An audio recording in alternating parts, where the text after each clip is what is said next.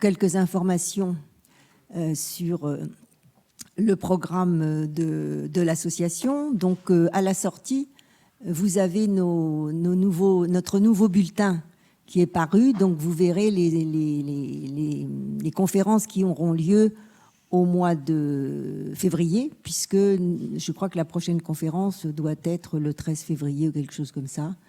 Donc, en sortant, n'oubliez pas de prendre le journal, comme ça vous aurez une information sur les 4 prochains mois.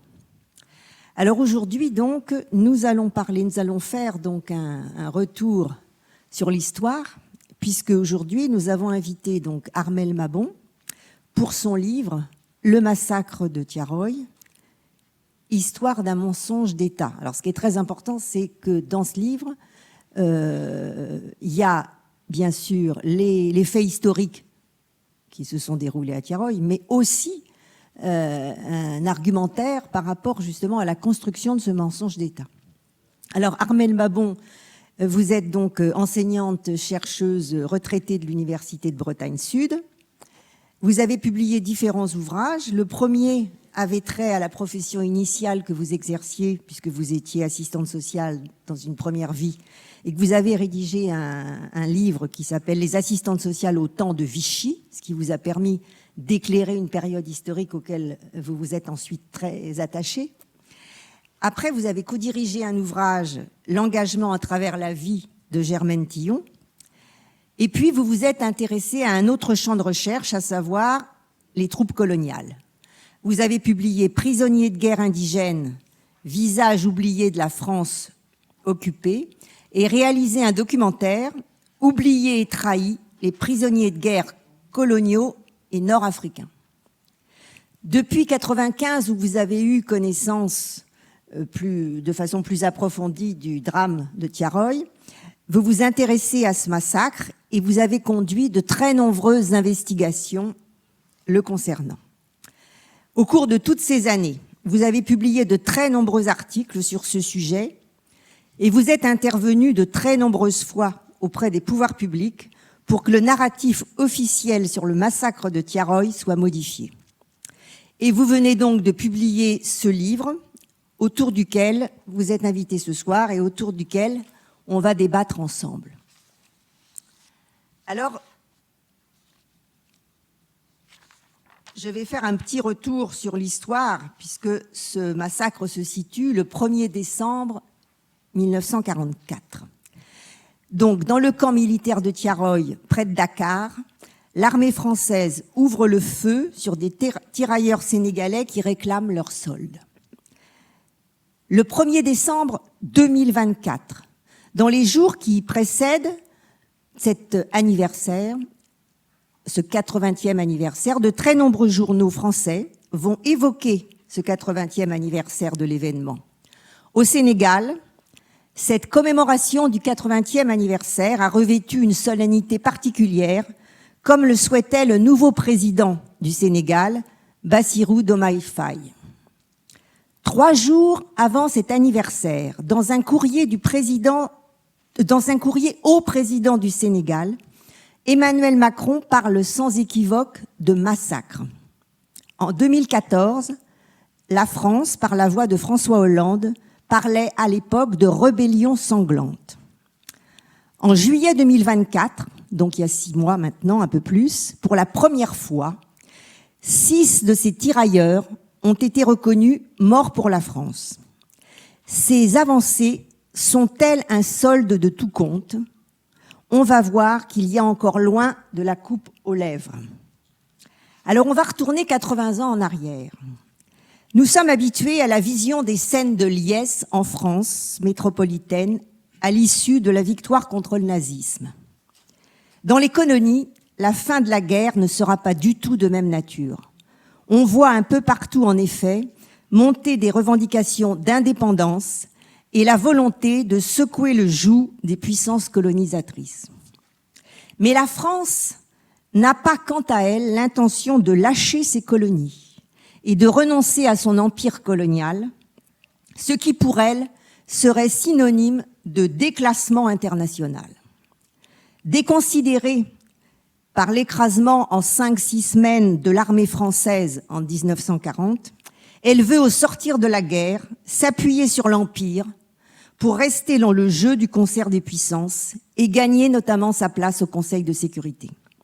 Elle va donc imposer son ordre avec détermination. Pour mémoire, nous aurons, en janvier 1944, la répression du soulèvement populaire à Rabat, au Maroc. Le 8 mai 1945, le massacre de Sétif en Algérie qui sera suivi par 2 autres massacres, notamment à Guelma. En 1946, le début de la guerre d'Indochine.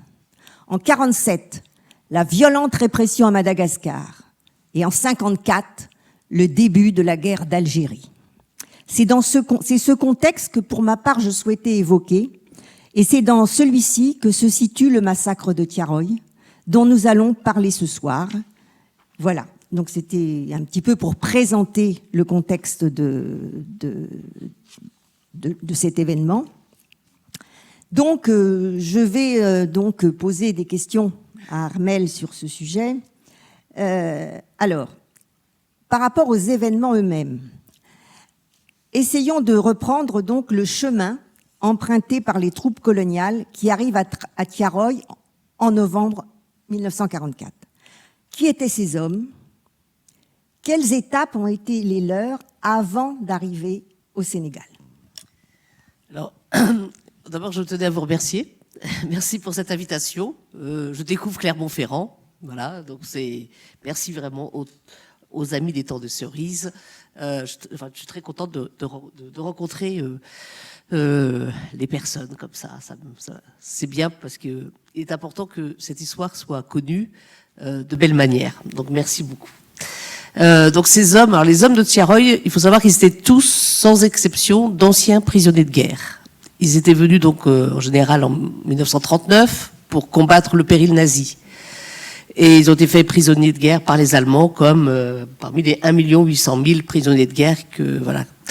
Mais ils ont une particularité par rapport aux prisonniers de guerre français, puisque les prisonniers de guerre originaires des colonies et d'Afrique du Nord, même ceux qui sont partis en Allemagne, en fait, les Allemands n'ont pas voulu les garder sur leur sol, de peur de contamination raciale, etc. Donc, en fait, la plus grande majorité ont passé leur temps de captivité en France, dans ce qu'on appelle des Frontstalag. Et c'était un peu comme un régime de travail forcé en France, puisqu'ils travaillaient dans les fermes, uniquement sur la zone occupée. Hein. Ils travaillaient dans les fermes, ils travaillaient dans les forêts, ils travaillaient pour réfectionner les routes, etc.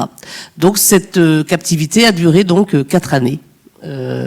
Et donc c'était le même fonctionnement qu'en Allemagne. Ils étaient en Arbeitskommando, exactement pareil, sauf qu'à un moment donné, la différence quand même qui est notable, c'est que début 43, les Allemands avaient besoin des hommes pour aller combattre sur le front de l'Est, et donc ils ont demandé à Vichy que ce soit les propres officiers qui gardent leurs soldats. Donc ils ont même rapatrié des officiers qui étaient dans des oflags pour garder ces hommes, mais pas partout, seulement dans certains Arbeitskommando. C'était une expérimentation. Donc, et parmi les hommes qui sont concernés donc par le massacre de Tiaroy, il y en a aussi un certain nombre qui se sont évadés, qui ont rejoint les FFI. Et donc c'était des résistants. Et ça, c'est important parce que c'était comme une confrontation. Là, pour le coup, Emmanuel Macron, dans sa dernière lettre au président sénégalais, a parlé de confrontation. Effectivement, il y a une confrontation entre les officiers qui étaient à Tiaroy et ces hommes dont certains avaient rejoint la résistance, et que les officiers, ils étaient loin d'avoir rejoint la résistance, et qu'il y a eu peut-être une crainte par rapport à ça. Alors, lorsque la France a été libérée, donc vers juillet, août 44, ces hommes ont été rassemblés, y compris ceux qui avaient rejoint la résistance, dans des centres de transition.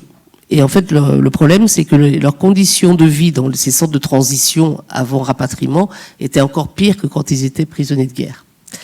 Et donc, pour ce qui est des tirailleurs sénégalais, la direction des troupes coloniales ont bien vu que c'était des hommes qui commençaient à être un peu en colère, et donc ils ont voulu qu'ils soient rapatriés très rapidement, contrairement aux Nord-Africains, par exemple.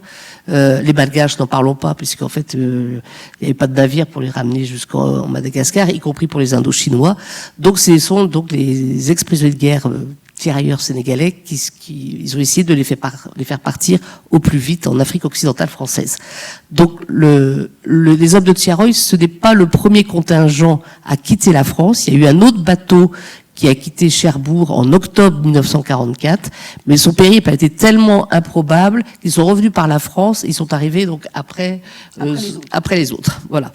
Donc ceux de Tiaroy, ils ont été amenés donc à Morlaix en Bretagne pour en attente d'un navire britannique qui s'appelle le Circassia. Et donc, ils ont embarqué exactement le 4 novembre 1944 et ils ont quitté Morlaix le 5 novembre 1944. Ils ont fait 3 escales, 2 en Angleterre et une importante parce que on en reparlera pour la suite, et une à Casablanca. Et donc, ils sont arrivés le 21 novembre 1944 à Dakar, et avec donc des droits. Et ça, je laisse après pour la suite. Mais voilà, d'où venaient les hommes et qu'est-ce qu'ils avaient fait donc avant d'aller arriver à Tiaroy. Donc la date d'arrivée à Tiaroy, vous venez de nous le dire. Donc ces hommes, justement, on va parler du problème de la solde. Parce qu'autour du problème de cette solde se jouent beaucoup de choses. Tout à fait. Donc peut-être qu'on leur devait quoi à ces hommes? Moi, j'ai noté qu'il y a eu 4 circulaires entre novembre et décembre, 4 circulaires françaises en 2 mois qui se sont succédées sur les modalités de règlement de cette solde, créant une espèce de confusion volontaire ou pas volontaire, ça je ne pourrais pas moi le juger. Est-ce que vous pouvez nous donner justement des précisions sur cette solde?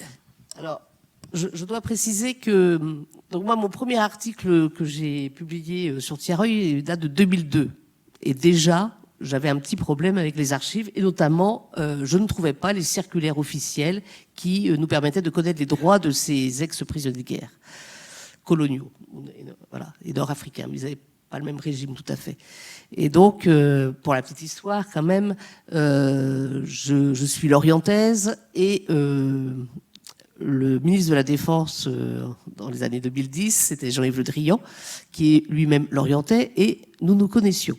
Donc, c'est grâce... Enfin, je me suis dit, bon, bah, puisque je ne trouve pas certaines archives, je vais donc interpeller carrément le ministre de la Défense, et en fait, c'est grâce à cette interpellation qu'il a fait actionner ses services. Donc, je peux dire qu'à ce moment-là, le ministre de la Défense m'a aidé, puisque il a alerté ses services, et c'est un archiviste donc du service historique de la Défense qui m'a dit, ça y est, on a trouvé une circulaire. C'est la fameuse circulaire qui est extrêmement importante, qui date du 4 décembre 1944, c'est-à-dire 3 jours après le massacre qui a eu lieu donc le 1er décembre. Donc, au niveau des soldes de captivité, bien évidemment, comme tout prisonnier de guerre, ces hommes avaient des droits, notamment de percevoir ces fameuses soldes de captivité, en plus de la prime de démobilisation, des primes de traversée. Enfin, il y avait ils avaient des droits, y compris le pécule, mais le pécule aussi, voilà, un premier pécule, puis après, il devait avoir un autre pécule dans les années 50, puisque les prisonniers de guerre français avaient réclamé d'autres droits. Donc, dans les textes que j'ai eu du mal à trouver, mais que j'ai pu retrouver parce que des officiers en ont parlé, etc., on savait que la réglementation jusqu'au 16 novembre 1944, ces hommes devaient percevoir un quart de leur solde avant de quitter la France et le 3/4 restant au moment de la démobilisation, donc dans cette fameuse caserne de Tiaroy où ils devaient être démobilisés. C'était ça la réglementation. Mais un télégramme qui date exactement du 16 novembre 1944 annonce qu'il y a un changement dans la réglementation. C'est-à-dire que c'est plus un quart et 3/4, c'est la totalité des soldes doivent être versés avant que ces hommes quittent la France. Bon.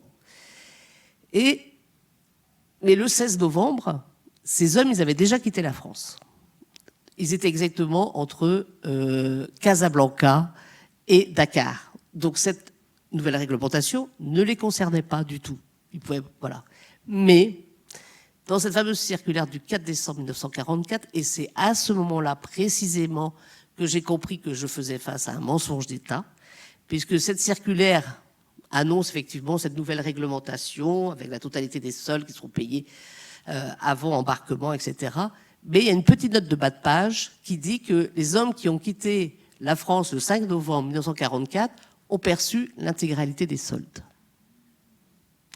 Ça veut dire que 3 jours après le massacre, les autorités françaises ont pondu une circulaire officielle pour faire croire que ces hommes avaient perçu l'intégralité des soldes et pour rendre donc leurs revendications illégitimes. Ça, c'était la première. Voilà. Merci, Monsieur Le Drian. Mais quand j'ai réécrit à Monsieur Jean-Yves Le Drian que je le remerciais parce que grâce à lui, j'avais trouvé le mensonge d'État, il ne m'a plus jamais réécrit. Hein. Voilà. Donc, ça, c'est la première chose. Alors là, ces hommes ont quitté donc Morlaix, oui. Mais si j'ai bien compris, il y en a 315 qui n'ont pas embarqué. Oui. Parce que ils n'ont pas voulu embarquer précisément parce qu'ils étaient fort mécontents de la oui. situation au regard de leur solde d'ailleurs. Parce qu'en fait, la plupart d'entre eux n'ont même pas perçu le quart de solde qui était prévu. Donc c'est pour ça qu'il y en a 315 qui ont refusé de monter sur le navire. Alors, on va pas peut-être parler trop de chiffres, mais quand même. Moi, j'ai été mais parce qu'enfin, il faut que je dise quand même que en 2012, François Hollande a fait un discours, son premier discours en terre africaine en tant que président de la République. Il parle de Tiaroy, alors que personne ne connaît Tiaroy. Donc c'est à ce moment-là, en 2012, que j'ai dit. Wow. Et en plus, il a donné cette promesse de restituer au Sénégal toutes les archives que la France possède. Et donc là, je me suis dit, il faut que je recommence ma recherche à zéro. Donc j'ai tout repris les archives. Et c'est là que j'ai été aux archives à Londres pour trouver les archives du navire. Voilà. Et là, c'est là où le deuxième mensonge d'État m'a sauté à la figure. Parce que dans les archives à Londres, il y a les archives diplomatiques et il y a les archives du navire, dont le carnet de bord, etc. Malheureusement, dans les archives du navire, il n'y a pas la liste de tous les rapatriés qui devaient embarquer à Morlaix, malheureusement. Mais par contre, il y a un chiffre qui est très important, c'est qu'ils annoncent qu'ils vont chercher 2000 anciens prisonniers de guerre à Morlaix. Et donc, moins les 315 qui n'ont pas voulu, qui n'ont pas embarqué. Donc pour moi, il reste entre 1600 et 1700 hommes à devoir arriver à Dakar. Mais j'ai été trompée par une archive que j'ai trouvée aux Archives nationales du Sénégal. C'est un renseignement qui dit que 400 hommes ont refusé de monter à l'escale de Casablanca. Et comme dans tous les archives consultables, on voit 3 chiffres sur le nombre de rapatriés à être arrivé à Dakar, on voit entre 1200, 1280 et 1300 hommes à débarquer à Dakar. Donc moi, jusqu'en 2013, pas de problème. 2000, moins 315, moins 400, on arrive à peu près à ce chiffre de 1200 et 1300. Sauf que j'ai été chercher après les archives du procès, puisque 34 hommes ont été condamnés pour rébellion armée. Et donc, dans ces archives du procès, je tombe sur un rapport d'un cadre de conduite, c'est-à-dire un officier qui était sur le bateau avec tous ces hommes, donc il les a accompagnés de Morlaix jusqu'à Dakar. Et on voit, dans ce rapport, il parle de l'escale de Casablanca et il dit « Tout s'est très bien passé à l'escale de Casablanca ». Donc pas de 350 hommes. Pas de 400. Pas 400 voilà. Hommes qui donc refusent. En fait, c'est là que j'ai compris que les 400 hommes, c'était un chiffre qui a été donné comme ça pour camoufler le nombre de victimes. Puisque officiellement, on parle de 35 morts et 35 blessés. Et je pense que ce chiffre de 400, ça correspond plutôt au nombre de victimes. Et comme ça, ils les ont fait disparaître. Mais c'était pas très compliqué de faire disparaître autant d'hommes. Pourquoi ? Parce que quand ils étaient du temps de leur captivité, ils n'avaient plus de nouvelles de leur famille et eux ne pouvaient pas envoyer non plus des nouvelles. Donc par exemple, moi j'ai retrouvé Biram Sangor, qui est un fils de victime. Il fallait qu'il soit né avant 1939 pour que je puisse retrouver un descendant direct de victime. Et grâce à Jean-Yves Le Drian, toujours, ces services ont réussi à me sortir 5 dossiers de victimes que je ne pouvais pas, moi, trouver, puisque je n'avais pas le nom. Et ils ont eu un logiciel, je ne sais pas comment ils ont fait, mais en tout cas, ils ont retrouvé, et j'ai pu avoir 5 dossiers de victimes, dont celui de Mbap Sangor, qui est le père de Biram Sangor, qui a été, lui, assassiné le 1er décembre 1944. Et dans ce dossier, qui était assez épais, c'est le plus épais, parce que Biram Sangor s'est battu dès les années 70, puis 80, pour demander des explications sur la mort de son père. On en reparlera après. Mais dans son dossier, c'est marqué que Mbap Sangor est un nom rentré. On l'a mis comme disparu au départ, comme si on ne savait pas où il était, qu'il était mort pendant sa captivité, ou voilà. Donc c'était pas très compliqué de faire disparaître des tas de gens. On supprime carrément leur identité, disparu. Hop. Et donc, mais après, comme la famille de Mbap Sangor a demandé des explications, ils ont modifié son statut de non rentré. Ils l'ont positionné comme déserteur. Voilà. Bon, et donc voilà. Donc l'autre mensonge d'État, donc c'est non, il n'y a pas 35 victimes, mais certainement 10 fois plus. Et d'ailleurs, le cinéaste Semben Ousmane, qui a fait ce film Camp de Tiaroy, dans une interview qu'il avait donnée en 1988 dans l'hebdomadaire La Vie catholique, qui s'appelait La Vie catholique à l'époque, il avait donné le chiffre de 380 morts. Et lui, il avait quand même certainement des sources assez fiables, puisqu'il a vu, il a rencontré des survivants, enfin, que moi je n'avais pas, que moi je n'ai pas rencontrés malheureusement. Voilà.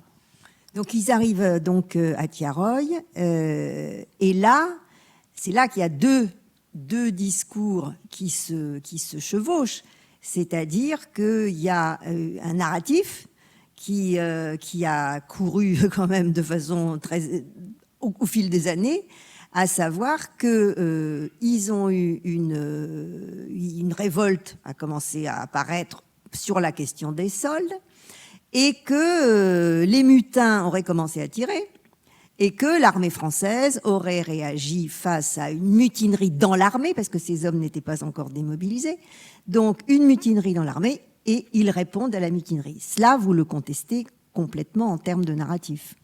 Bah oui, enfin maintenant je suis très contente que notre président Emmanuel Macron a enfin rejoint mes conclusions, parce que ça a mis ça a mis 10 ans avant que l'État français reconnaisse le massacre.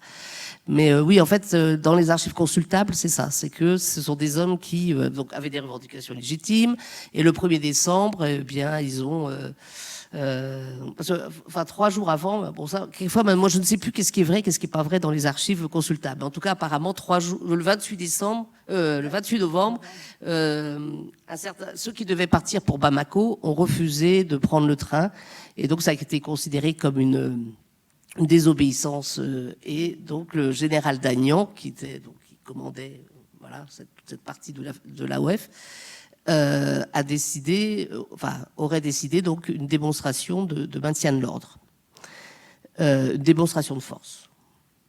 Mais en fait, ce qui est très curieux, c'est que quand on regarde très très bien et minutieusement ces archives, par exemple, le général Dagnan, dans son rapport du 5 décembre 1944, il met toute la liste des revendications, mais justement, il ne met pas comme revendication les demandes des soldes de captivité, comme si ils avaient perçu l'intégralité des soldes. Donc, il efface. Il met d'autres choses, mais pas la revendication qui était la principale, en tout cas pour ces hommes. Donc, c'est vrai que officiellement, ce narratif, c'est des hommes qui ont pris les armes et qui donc ont mis en danger la vie des officiers, et que la répression sanglante était inévitable. Mais curieusement, quand même, ils ont fait venir des automitrailleuses. Et les automitrailleuses, ce n'est pas une arme de maintien de l'ordre. Quand on fait venir des automitrailleuses, c'est pour tirer.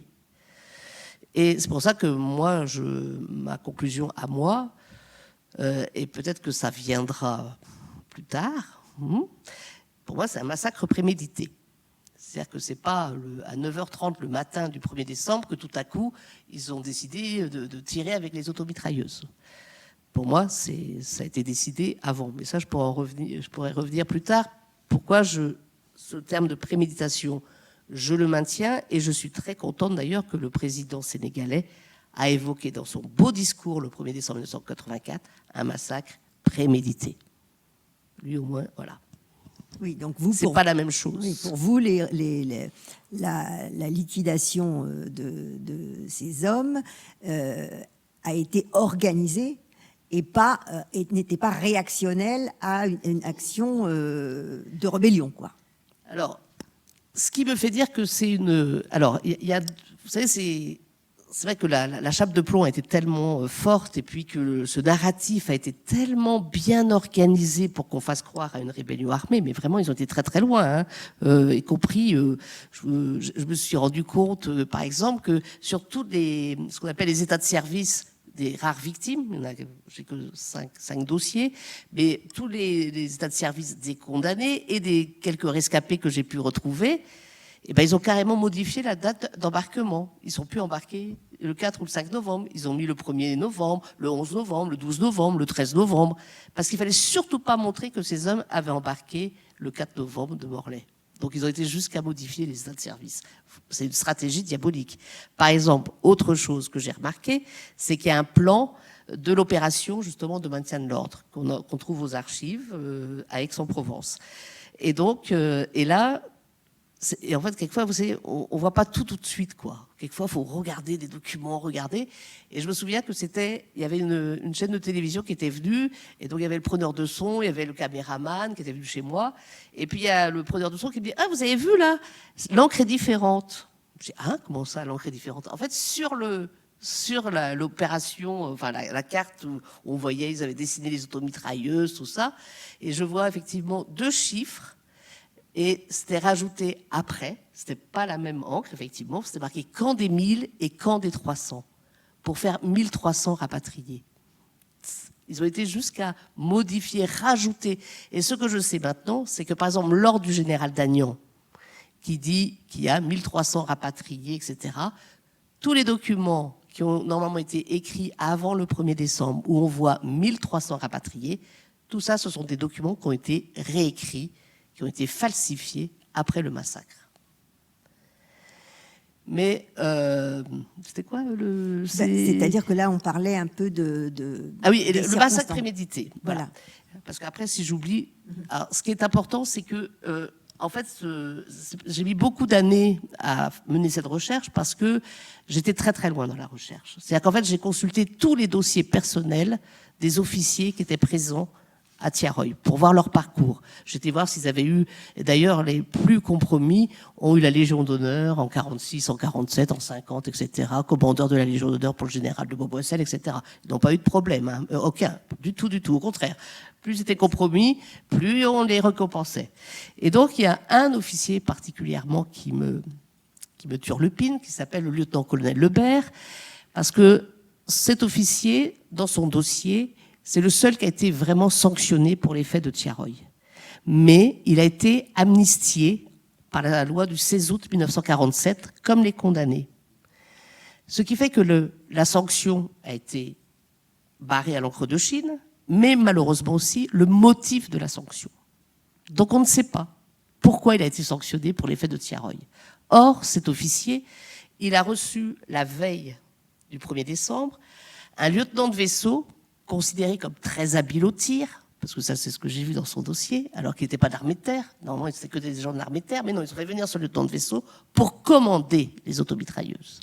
Et il a reçu aussi un capitaine de batterie la veille au soir. Et à mon avis, mon hypothèse, c'est que cet officier a peut-être fait un excès de zèle et a décidé de lui-même de faire venir les automitrailleuses pour faire cette opération, pour tirer devant des hommes, ils étaient tous, enfin, pas tous, mais ils ont été rassemblés sur une esplanade devant 3 automitrailleuses. Je peux vous dire que 3 automitrailleuses qui tirent comme ça, c'est une hécatombe, c'est une boucherie, c'est un carnage. Et les corps, d'ailleurs, n'étaient pas transportables pour aller les mettre après au cimetière. Et j'ai été très soutenue par un général, qui était l'ancien directeur du service historique de l'armée de terre, qui est le général Bach. Et il m'avait dit, mais parce qu'il ne croyait pas à ce chiffre de 300 morts. Il m'avait dit, mais Armelle, pour qu'il y ait autant de morts, il aurait fallu qu'ils achèvent les blessés. Or, un fils de médecin m'a contacté. Son père était à l'hôpital principal de Dakar en décembre 44, novembre-décembre 44, et son fils me dit, mon père a vu les militaires français achever les blessés à l'hôpital principal de Dakar. Donc, voilà, et ça explique aussi pourquoi il y a une chape de plomb aussi forte, aussi massive, aussi lourde, aussi... C'est parce que ce qui s'est passé à Thiaroye, ça dépasse l'entendement. C'est une ignominie. Et nous sommes à 80 années de mensonges d'État parce que ce qui s'est passé à Thiaroye, c'est épouvantable. Surtout que c'était une affaire de réclamation de droits. Et donc c'est une liquidation extrajudiciaire, c'est une exécution extrajudiciaire. Et il faut l'entendre comme cela. Alors, donc, une fois, il y a eu donc des arrestations de ceux qui étaient considérés comme les meneurs. Le jugement a été rendu le 6 mars 45, donc pas très longtemps d'ailleurs après les événements. Alors on voit un procès à charge, d'ailleurs avec, j'ai lu les propos que vous rapportez, qui sont extraits d'archives, dans lesquels on nie leur participation de certains à la résistance, même quand c'est établi par les marraines de guerre qui disent qu'ils étaient bien dans la résistance. Et on estime à charge qu'ils ont été manipulés par la propagande allemande qui les a dressés contre la nation française. Donc, est-ce que vous pouvez nous dire quelques mots sur ce procès et sur les condamnations? Alors, oui, le procès, c'est un procès qui a été mené complètement à charge. De toute façon, ils étaient condamnés d'avance, les meneurs. Donc, ils ont arrêté... Au départ, ils ont arrêté, je crois, 47 ou 48 considérés comme meneurs. Mais il n'y en a que 34 qui sont passés en jugement. Alors, on ne sait pas pourquoi les autres nombres. Enfin, en tout cas, il y en a 34 qui sont passés en jugement. Donc, les condamnations vont de la désobéissance, donc 1 an de prison, jusqu'à 10 ans de prison pour les plus lourdement condamnés, avec aussi dégradation militaire, amende pour certains d'entre eux, et puis aussi quelque chose c'est interdiction de territoire. Donc ça voudrait dire que une fois leur condamnation passée, enfin une fois qu'ils auront purgé leur peine, ils n'avaient même plus le droit de revenir dans leur village d'origine. Oui, puisque la France... Voilà. Donc, voilà. Mais c'est vrai, bon, je ne vais pas trop en dire sur le procès, mais c'est vrai que l'instruction du procès, il fallait de toute façon rendre ces hommes comme responsables des pires méfaits. Donc, et c'est vrai que moi, par exemple, Antoine Abibou est un des plus lourdement condamnés. Et comme j'avais les pièces du procès, ces interrogatoires, donc il parlait d'une famille d'Aigret du Loup. Et la famille d'Aigret du Loup est très connue chez nous parce que c'est le fondateur du journal Ouest France. Et donc je me suis dit, tiens, j'ai un nom, je vais voir si je peux pas retrouver la famille d'Aigret du Loup. Et heureusement, j'ai retrouvé des personnes qui avaient 8 ans au moment de la Seconde Guerre mondiale, à peu près, 8-10 ans. Et ils se rappellent très bien que Antoine Abibou, FFI, s'était caché dans le château de la Maison. Donc ils ont fait une attestation comme quoi, officiellement, alors que pendant le procès, là, c'était terrible de voir pour cet homme. L'officier instructeur lui dit, vous mentez, vous étiez à la solde des Allemands. Voilà. Donc si je n'ai jamais voulu baisser les bras par rapport à, parce que j'ai été, on verra plus tard, secouée, j'étais intimidée, c'est parce que je ne pouvais pas accepter une telle injustice par rapport à des hommes qui avaient rejoint la résistance et qui se faisaient traiter de collabos, pratiquement, quoi. Donc ça, c'était pas possible. Et justement, je ne sais pas si le fils, moi j'ai retrouvé donc la famille d'Antoine Abibou et d'autres familles de condamnés. C'est plus facile de retrouver les familles de condamnés parce que j'ai les villages d'origine, etc. Donc mais bon, j'en ai retrouvé au Mali, un peu au Sénégal, mais il faudrait refaire tous les pays, la Côte d'Ivoire, la Guinée, etc. Oui, parce que tous ces hommes n'étaient pas sénégalais. D'ailleurs, c'était pas les majoritaires, les Sénégalais. C'était là en tout cas si on voit le ratio avec les condamnations, il y avait autant de Maliens, plus de Maliens, de Guinéens et quelques Ivoiriens, et puis ceux qui aujourd'hui le Burkina Faso. Mais donc moi j'ai retrouvé le fils d'Antoine Abibou, un des fils d'Antoine Abibou. Et il a donc essayé de faire le procès de faire obtenir le procès en révision de son père. Donc il a fait la démarche en 2015, parce que moi j'avais mes travaux qui prouvaient quand même que tout ça c'était un mensonge d'État, etc. Et en fait, je peux vous garantir que les travaux d'une historienne, ça ne sert strictement à rien devant des magistrats. Parce que les magistrats de la Cour de cassation, la commission de révision, a rejeté la requête de Yves Abibou. Et c'est incroyable parce que on peut le trouver sur Internet, hein, l'argumentaire des magistrats, ils disent, bah non, bah, il y a une rébellion armée, voilà. Donc, et le procès en révision n'a pas abouti. Mais nous pourrons retourner, mais voilà. Moi, ce que je veux, c'est que le garde des Sceaux, il a ce pouvoir-là de saisir la commission d'instruction pour faire aboutir le procès en révision pour les 34 condamnés. Et maintenant, nous avons des éléments nouveaux, c'est-à-dire la mention mort pour la France, le fait que M. Macron ait reconnu que ce soit un massacre, ça nous donne des éléments nouveaux pour faire aboutir le procès en révision et innocenter les 34 condamnés. Voilà. Donc en 1947, 2 ans plus tard, le président, je ne sais plus lequel c'était. C'est Vincent Auriol. Auriol, oui. Mais Vincent Auriol, lui, en fait, il y a souvent des erreurs un peu historiques, parce qu'on dit souvent que Vincent Auriol a gracié les condamnés. En fait, non. Le président n'a jamais gracié les condamnés. Il y en a 2 qui ont été amnistiés par une loi d'amnistie en 1946, et les autres ont été amnistiés par la loi du 16 août 1947. Sachant que 3 sont morts en détention. Donc ceux-là, ils n'ont pas été amnistiés, parce que j'ai pas trouvé leur avis d'amnistie en tout cas. Donc, et l'amnistie, malheureusement, oui, ça efface la sanction, quoiqu'on on la trouve partout, la sanction, puisque ils n'ont pas qu'à verder du tout. Si on va voir les pièces du procès, on voit exactement la condamnation, etc. Et donc, voilà, mais ils restent toujours coupables d'un crime, pour moi, qu'ils n'ont pas commis, quoi. Alors, dans votre livre, vous évoquez quelque chose qui est encore très actuel, d'ailleurs, c'est la question des sépultures. Parce que là, sur la question des sépultures, il y a 200 tombes au cimetière militaire de Tiaroy, mais ces 200 tombes, si j'ai bien compris, il n'y a pas de nom. Non, il n'y a rien. Donc, il y a un questionnement sur qu'est-ce qui est arrivé donc à ces corps de gens fusillés.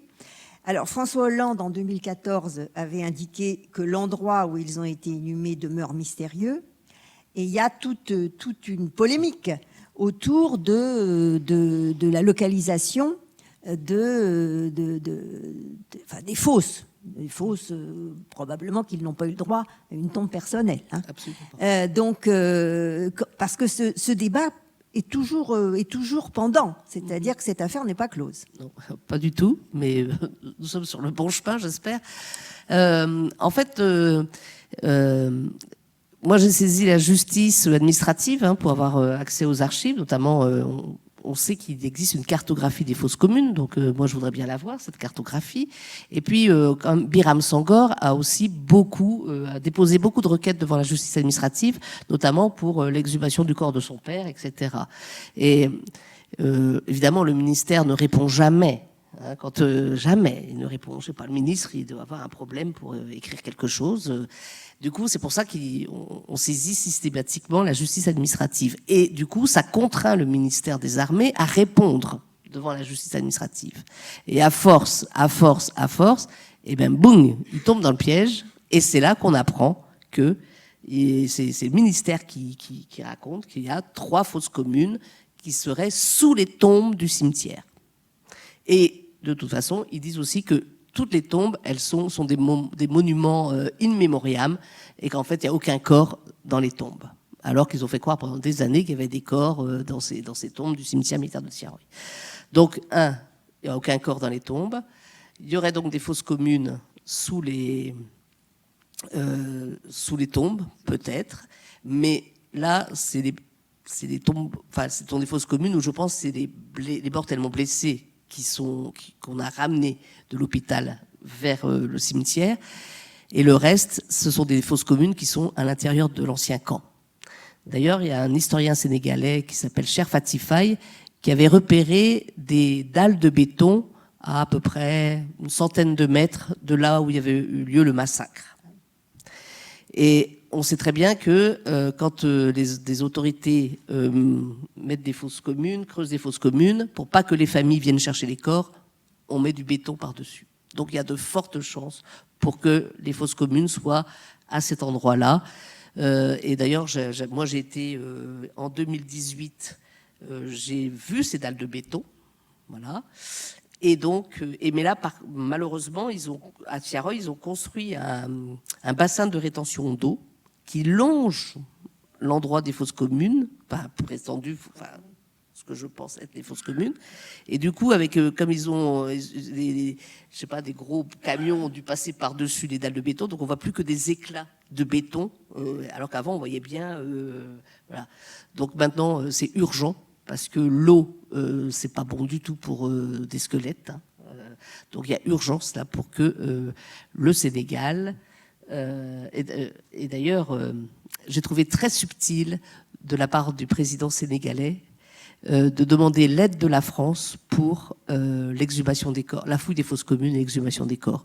Parce que de toute façon, maintenant qu'ils ont reconnu la mention mort pour la France pour 6 d'entre eux, d'après la réglementation, la France est obligée de exhumer les corps, d'autant plus que nous avons un descendant, Biram Sangor, et que Biram Sangor peut exiger que son père ait une sépulture individuelle. Donc il faudra faire des recherches ADN, etc.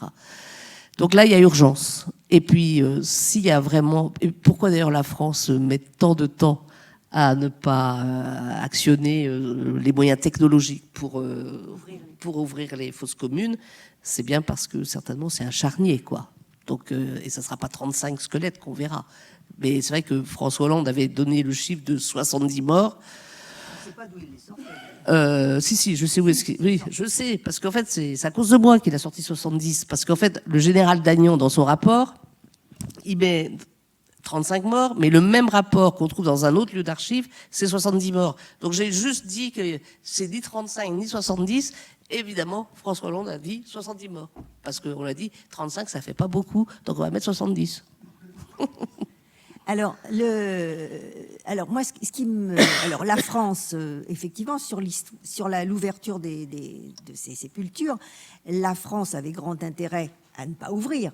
Je veux dire, donc, mais alors le Sénégal avait-il la main?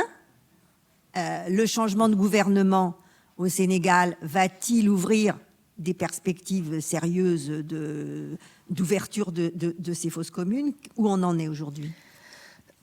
Enfin, moi, je crois que le nouveau gouvernement là est vraiment disposé à faire toute la lumière sur ce massacre de Tiaroy. Et donc, ça passera par la fouille des fosses communes. Je pense que c'est indispensable. Alors, avant, avec du temps de Macky Sall, Tiaroy, il ne fallait pas en parler. Hein. C'était non, on ne parle pas du tout. Alors, je vais vous raconter une petite anecdote quand même. C'est avec le président Wade. Parce que le président Wade, en 2004, il a fait la journée du tirailleur. Hein, et puis, et donc, le dernier commandant des forces françaises au Sénégal, le général Paulus, pour ne pas le nommer, bon, j'étais un petit peu trop connu, donc j'ai demandé à un ami qui est journaliste à La Croix d'interroger le dernier commandant des forces françaises au Sénégal, sachant que la dissolution des forces françaises a eu lieu en 2010-2011, donc c'est tout récent. Et donc j'ai demandé à mon ami journaliste de l'interroger sur les fosses communes. Et donc c'est là qu'il dit aux journalistes « Mais nous savons où sont les fosses communes. D'ailleurs, l'endroit était recouvert d'un dépôt d'ordures. » Et donc, et moi je prends cette information-là comme ça. Et effectivement, là où il y avait le dépôt d'ordures, c'est là où il y avait les dalles de béton. Et donc, après, quand je suis allée en 2016 au Sénégal, j'ai écrit au général Paulus par mail, j'avais son mail, et je lui dis, mon général, mais puisque vous savez où sont les fosses communes, est-ce que vous pouvez préciser un peu l'endroit? Parce qu'il y a beaucoup de dépôts d'ordures quand même. Hein, bon. Et c'est là qu'il me dit, ah mais non, mais cette information, je la tiens du président Wade. Et qu'en fait, il a voulu construire le mausolée, il y a un petit mausolée à côté du cimetière, et il a voulu construire un petit mausolée justement à l'endroit des fosses communes. Alors moi je dis, ah bon, ça c'est nouveau, ça, c'est encore une autre version. Et là, je me suis dit, il faut que je rencontre le président Wade. Donc j'ai réussi, enfin ça n'a pas été facile, hein, mais il a fini par me recevoir dans sa maison à Versailles. Et il a accepté que je l'enregistre. Et je lui dis, voilà, monsieur le président, est-ce que vous avez demandé à ce qu'il y ait un mausolée de construit sur les fosses communes? Il m'a dit, mais jamais de la vie, je n'ai jamais demandé ça. Et il me dit, bon ça, est-ce vrai ou pas, que s'il avait su qu'il y avait des fosses communes, il aurait tout fait pour faire exhumer les corps. Peut-être. Mais puisque je suis sur le président Wade, je vais vous raconter une anecdote. Parce qu'en fait, nous avons été très très loin au niveau de la justice administrative, notamment avec Biram Sangor, et y compris pour désocculter cette sanction de l'officier là. On a été jusqu'au Conseil d'État pour enlever, pour que le ministère soit obligé de nous donner les lettres. Et le problème, c'est que ça coûte très cher, ces procédures. Donc là, par exemple, pour Céline Caviardet, la procédure au Conseil d'État, ça coûtait 6 000 €. Et je peux vous dire, même si on fait des cagnottes, c'était difficile. Donc, j'ai fini par en parler au président Wade. J'ai dit, ben voilà, on voudrait bien savoir un peu plus pourquoi cet officier a été sanctionné. Et il me dit, ben, je vais vous aider. Donc, c'est le président Wade qui nous a aidés. Alors, je vais vous raconter la suite parce que c'est pas triste. Donc, j'étais toute contente. Il nous a offert 4 000 € pour payer les frais d'avocat. Et donc, je lui dis, oh, merci, monsieur le président, c'est super. Je dis, bah, écoutez, je vais vous envoyer mon RIB. Il dit, ah non, pas du tout. Non, pas de RIB. Non. Donc, en fait, il a fallu que j'aille à Paris, trouver quelqu'un qui avait une enveloppe à me donner avec de l'argent liquide, etc. Waouh, je me suis dit, mon Dieu, mais c'est quoi cette galère? Et en fin de compte, avec un ami sénégalais, un homme politique très connu qui s'appelle Diallo Diop, le frère de Omar Diop Blondin. Je lui dis, mais est-ce que j'ai le droit de faire ça? Il me dit, mais si le président Wade fait une attestation comme quoi il te donne cet argent pour telle chose précisément, il n'y a pas de souci, même si c'est de l'argent liquide. Donc il a fait l'attestation, le président Wade, et comme ça, il n'y a pas de souci. Et je peux dire que le président Wade nous a aidés pour faire aboutir une procédure qui n'a pas abouti du tout d'ailleurs, puisque le Conseil d'État nous a donné tort, mais voilà. Donc c'était, voilà, pour parler des présidents. Abdou Diouf n'a jamais parlé de Tiaroy, hein. Ça, alors là, jamais.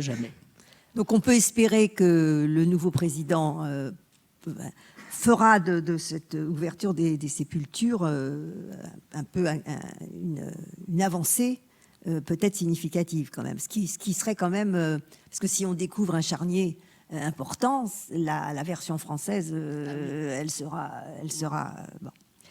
Alors, on peut s'interroger, bien sûr, enfin, s'interroger sans s'interroger réellement, mais sur la longévité de ce mensonge d'État, parce que ce qu'on constate, c'est que vous avez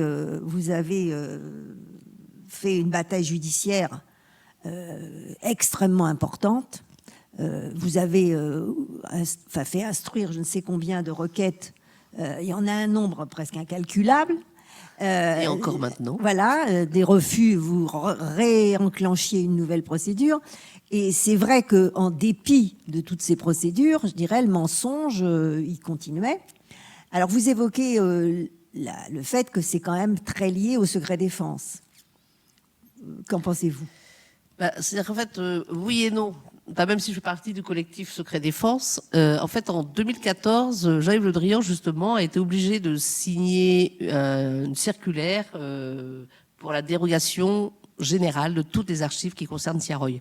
Parce que, comme il a fallu envoyer les archives au Sénégal, et que les archives du procès étaient encore sous dérogation, c'est-à-dire qu'on ne pouvait pas les consulter sans une dérogation. Donc là, il y a une dérogation générale sur toutes les archives de Tiaroy. Donc personne ne peut dire qu'il faut une dérogation, même si on trouve des archives top secrètes quelque part, elles ne sont plus sous le régime d'une dérogation. Mais voilà, c'est vrai que moi, Alors le problème qui se pose, c'est que je pense que si le mensonge d'État est si tenace, c'est pas trop du fait des politiques qui sont au courant de rien du tout. Hein. Mais je pense que c'est plus des technocrates du ministère des Armées qui, parce que c'est eux qui ont organisé la réitération du mensonge d'État en 2014, ils veulent surtout pas qu'on les mette en responsabilité par rapport à quand même cette façon de procéder qui est absolument anormale. Donc il y a quelques personnes qui, j'espère, devront parler, on en parlera à la fin certainement, devant la commission d'enquête parlementaire, sous serment.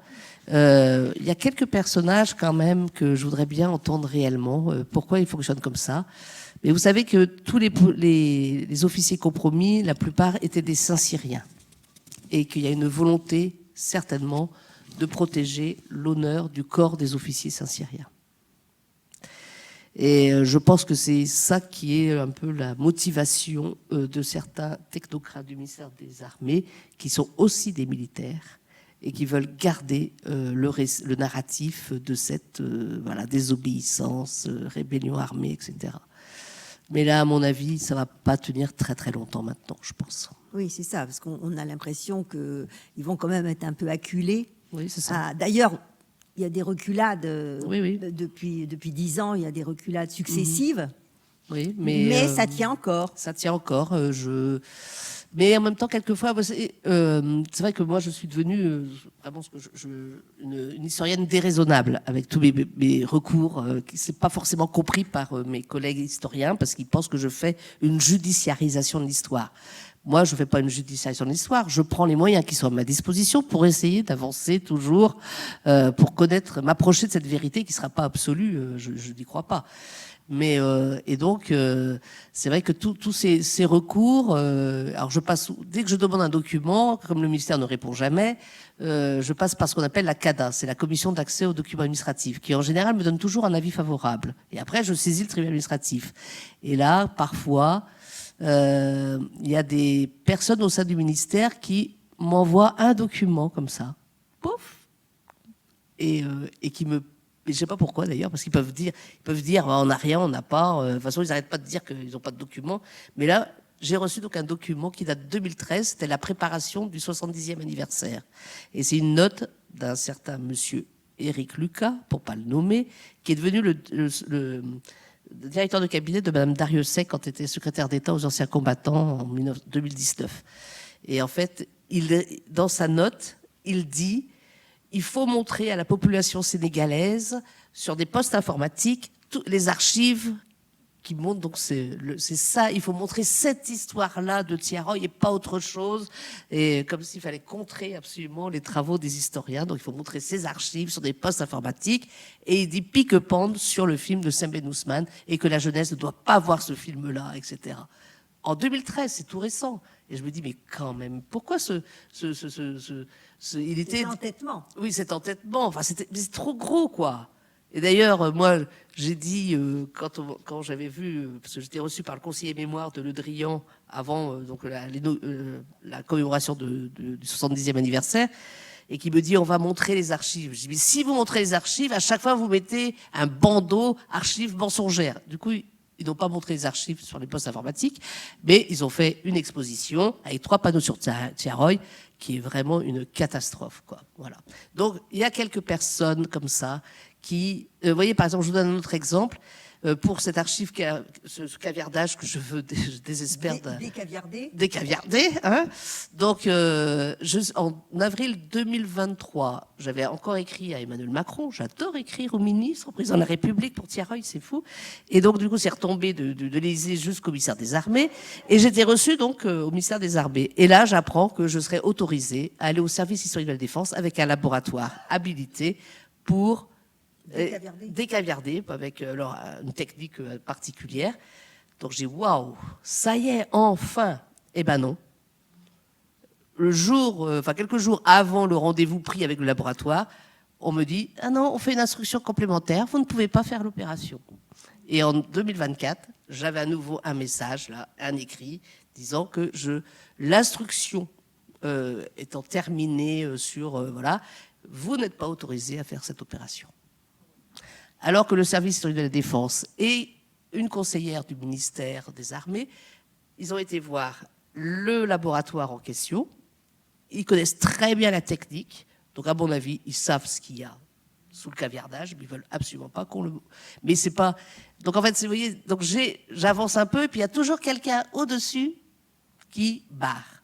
Voilà. Donc, on va essayer de neutraliser ceux qui barrent au-dessus, quoi.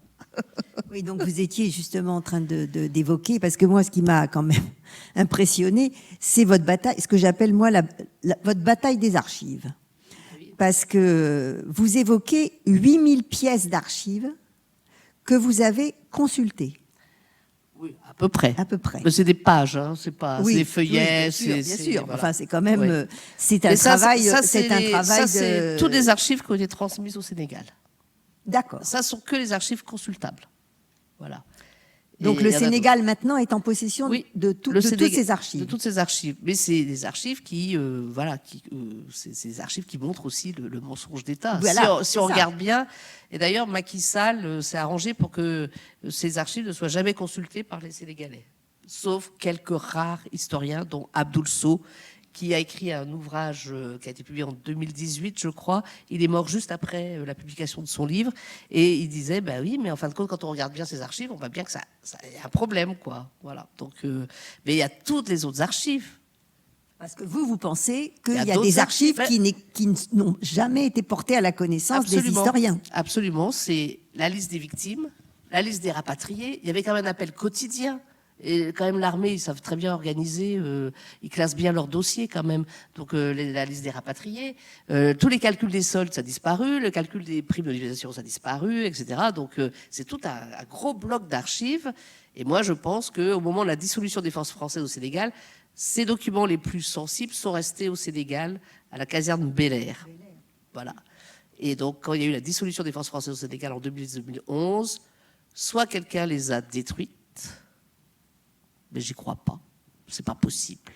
Soit elles ont été rapatriées et elles sont dans une annexe du ministère des Armées comme archives intermédiaires, c'est-à-dire qu'elles sont considérées comme vivantes avant transfert au service historique de la Défense comme archives définitives. Donc il faut qu'ils nous les donnent. Et s'il y a destruction, eh bien qu'ils nous donnent, qu'ils expliquent pourquoi ils ont détruit ces archives. Avec un bordereau de destruction, un argumentaire, on ne détruit pas les archives comme ça. Voilà. Donc moi, je ne peux pas croire que ces archives ont été détruites. Donc je me bats. Je suis encore au Conseil d'État. Là, je viens de saisir le Conseil d'État à nouveau, parce que sur le dossier de Mbap Sangor, il y a marqué dossier DIC. DIC, c'est dépôt des isolés coloniaux, et c'est ce dépôt des isolés coloniaux qui gérait justement les rapatriés avec les primes de démobilisation, etc. Donc là, le ministère ne peut plus dire que ces archives n'ont pas existé, parce que j'ai la preuve que le dossier DIC existe. Mais ils disent que c'est perdu, peut-être détruit, peut-être rien. C'est toujours la même chose, de toute façon. Mais on voit à travers votre livre que il y a beaucoup d'archives qui étaient censées avoir disparu et qui sont réapparues quand même. Par moment, ils vous ont lâché quand même des trucs. Oui, mais pas forcément les plus importantes. Pas forcément les plus importantes. Alors, sur les 6 qui ont été reconnus morts pour la France, donc là, il y a eu 6 noms. Pouvez-vous préciser d'où sortent ces 6 noms, puisque c'est une reconnaissance qui va toucher qu'une fraction des concernés. Alors, d'où sortent ces 6 noms? Comment ça s'est passé? Je vous ai dit tout à l'heure que j'avais interrogé Jean-Yves Le Drian et qu'on avait trouvé 5 dossiers de victimes. Donc ça fait ces 5 dossiers de victimes, ce sont les 5 noms plus 1, parce que on voit apparaître un nom dans un autre dossier. Voilà. Mais moi, je leur avais donné d'autres noms, parce que j'avais trouvé d'autres victimes. Mais ils n'ont pas pris en compte, enfin je ne sais pas pourquoi. Mais en même temps, je comprends la colère du Premier ministre sénégalais Ousmane Sonko, qui a dit, mais moi, on ne voit pas de cette mention mort pour la France, parce qu'ils sont morts par la France. Et puis, pourquoi 6 seulement? C'est vrai que ça pas... Alors moi, parce que j'ai été reçu par Ousmane Sonko au mois d'août, et il était toujours en colère avec cette mention mort pour la France. Mais je dis, mais d'accord, je comprends votre colère, mais c'est important d'avoir cette mention mort pour la France, ne serait-ce que pour Biram Sangor, qui s'est battu pendant toutes ces années pour que son père soit reconnu mort par la France. Donc on peut pas, voilà, ça c'est important. Et puis la mention mort pour la France, ça nous permet d'élaborer aussi d'autres requêtes pour le procès en révision notamment. Et ça change les choses. Et puis Biram Sangor qui a réclamé donc les soldes de captivité avec un fils de rapatrié, un fils de condamné. Mais la France dit toujours, bah non, on va pas vous rembourser ces sommes-là puisqu'il y a prescription. Voilà, c'est toujours la prescription. Et juste pour la petite histoire, Biram Sangor a été jusqu'au Conseil d'État. Le Conseil d'État a donné raison au ministère des Armées sur la prescription. Et son dossier a été accepté à la Cour européenne des droits de l'homme. Et en septembre 2024, la Cour européenne des droits de l'homme a proposé à l'État français un règlement à l'amiable pour le remboursement des sommes que son père n'a pas perçues. Et le 24 septembre 2024, à la veille du 80e anniversaire, l'État français a refusé la proposition de règlement à l'amiable de la Cour européenne des droits de l'homme. Ça veut dire que la CEDH va devoir juger cette affaire, soit par audience avec instruction, soit sur dossier. L'avocat Maître Pinatel qui nous suit depuis toutes ces années dit bah, tant qu'à faire, autant qu'il y ait audience, comme ça fera encore un peu plus de publicité pour l'affaire de Thiaroye. Mais Biram Sangor est très en colère, très en colère. Il a 86 ans et franchement là, c'était vraiment indécent. Et je dirais, par exemple, quand j'ai écouté le discours du ministre des Affaires étrangères lors de la grande commémoration du 1er décembre 2024 au Sénégal, et que il parle de... Alors c'est ça, il faut faire très attention au terme, parce qu'à un moment donné, il dit oui, ils ont crié leur injustice... Ah non, pas du tout, monsieur le ministre, ils n'ont pas crié leur injustice. Ils ont été rassemblés sur ordre des officiers pour se faire assassiner. Ils n'ont pas crié leur réclamation ni rien. Non. Donc, j'ai pas du tout... j'ai pas apprécié. Puis en plus, à un moment donné, il dit que la moitié de ces hommes ont refusé d'embarquer sur le navire le Circassia. Ah, mais moi, qu'est-ce que j'ai fait? Je lui ai demandé l'archive qui prouve qu'il n'y a que la moitié des hommes. Il ne va pas pouvoir me la donner parce qu'elle n'existe pas. Mais vous voyez, je trouve que c'est galvaudé sur une histoire aussi tragique. Je n'accepte pas, je ne peux pas. Donc, je sens que je vais encore faire un recours au tribunal administratif pour réclamer cette archive qu'il ne pourra jamais me donner. Et c'est vraiment pour les embêter. Voilà. Enfin, c'est pour qu'ils soient un peu respectueux quand même. Quand on fait un discours, on respecte et ces hommes, mais aussi le travail des historiens, par la même occasion. Alors justement, sur le travail des historiens, dans votre livre, vous évoquez les tensions qui existent chez les historiens spécialistes, je dirais, pas ce dossier précisément, mais de la France coloniale et ce qui est arrivé à la fin de la guerre dans les colonies françaises et notamment en Afrique noire. Et là, on a l'impression que vous êtes quand même assez seul. Vous diriez ça comme ça? Enfin, je sais qu'il y a d'autres personnes. Où on en est par rapport à ça? C'est vrai que je me suis sentie très seule à un moment donné, surtout quand j'ai été vraiment intimidée, parce que quand j'ai fait mon devoir d'alerte auprès du président de la République Hollande, du ministre de la Défense et Christiane Taubira en tant que garde des Sceaux, puisque voilà, je savais que des hommes avaient été condamnés pour un crime qu'ils n'avaient pas commis, après j'ai eu droit à une intimidation en bonne et due forme d'un militaire historien, enfin il n'était plus militaire d'ailleurs, puisqu'il avait été licencié de l'armée, qui a envoyé une lettre au président de la République, une lettre publique, qui a été diffusée partout, me faisant passer pour une folle ou pas tout à fait, mais enfin que j'étais une historienne dont il fallait faire attention, je racontais n'importe quoi, mes conclusions étaient hâtives, hasardeuses, etc. Et ça m'a énormément blessée parce que j'avais beaucoup travaillé. Alors se faire prendre ça, ça a été très très violent. Et je ne savais pas comment me dépêtrer de cette violence-là. Et du coup, c'est vrai que j'ai accepté. J'étais voir une avocate.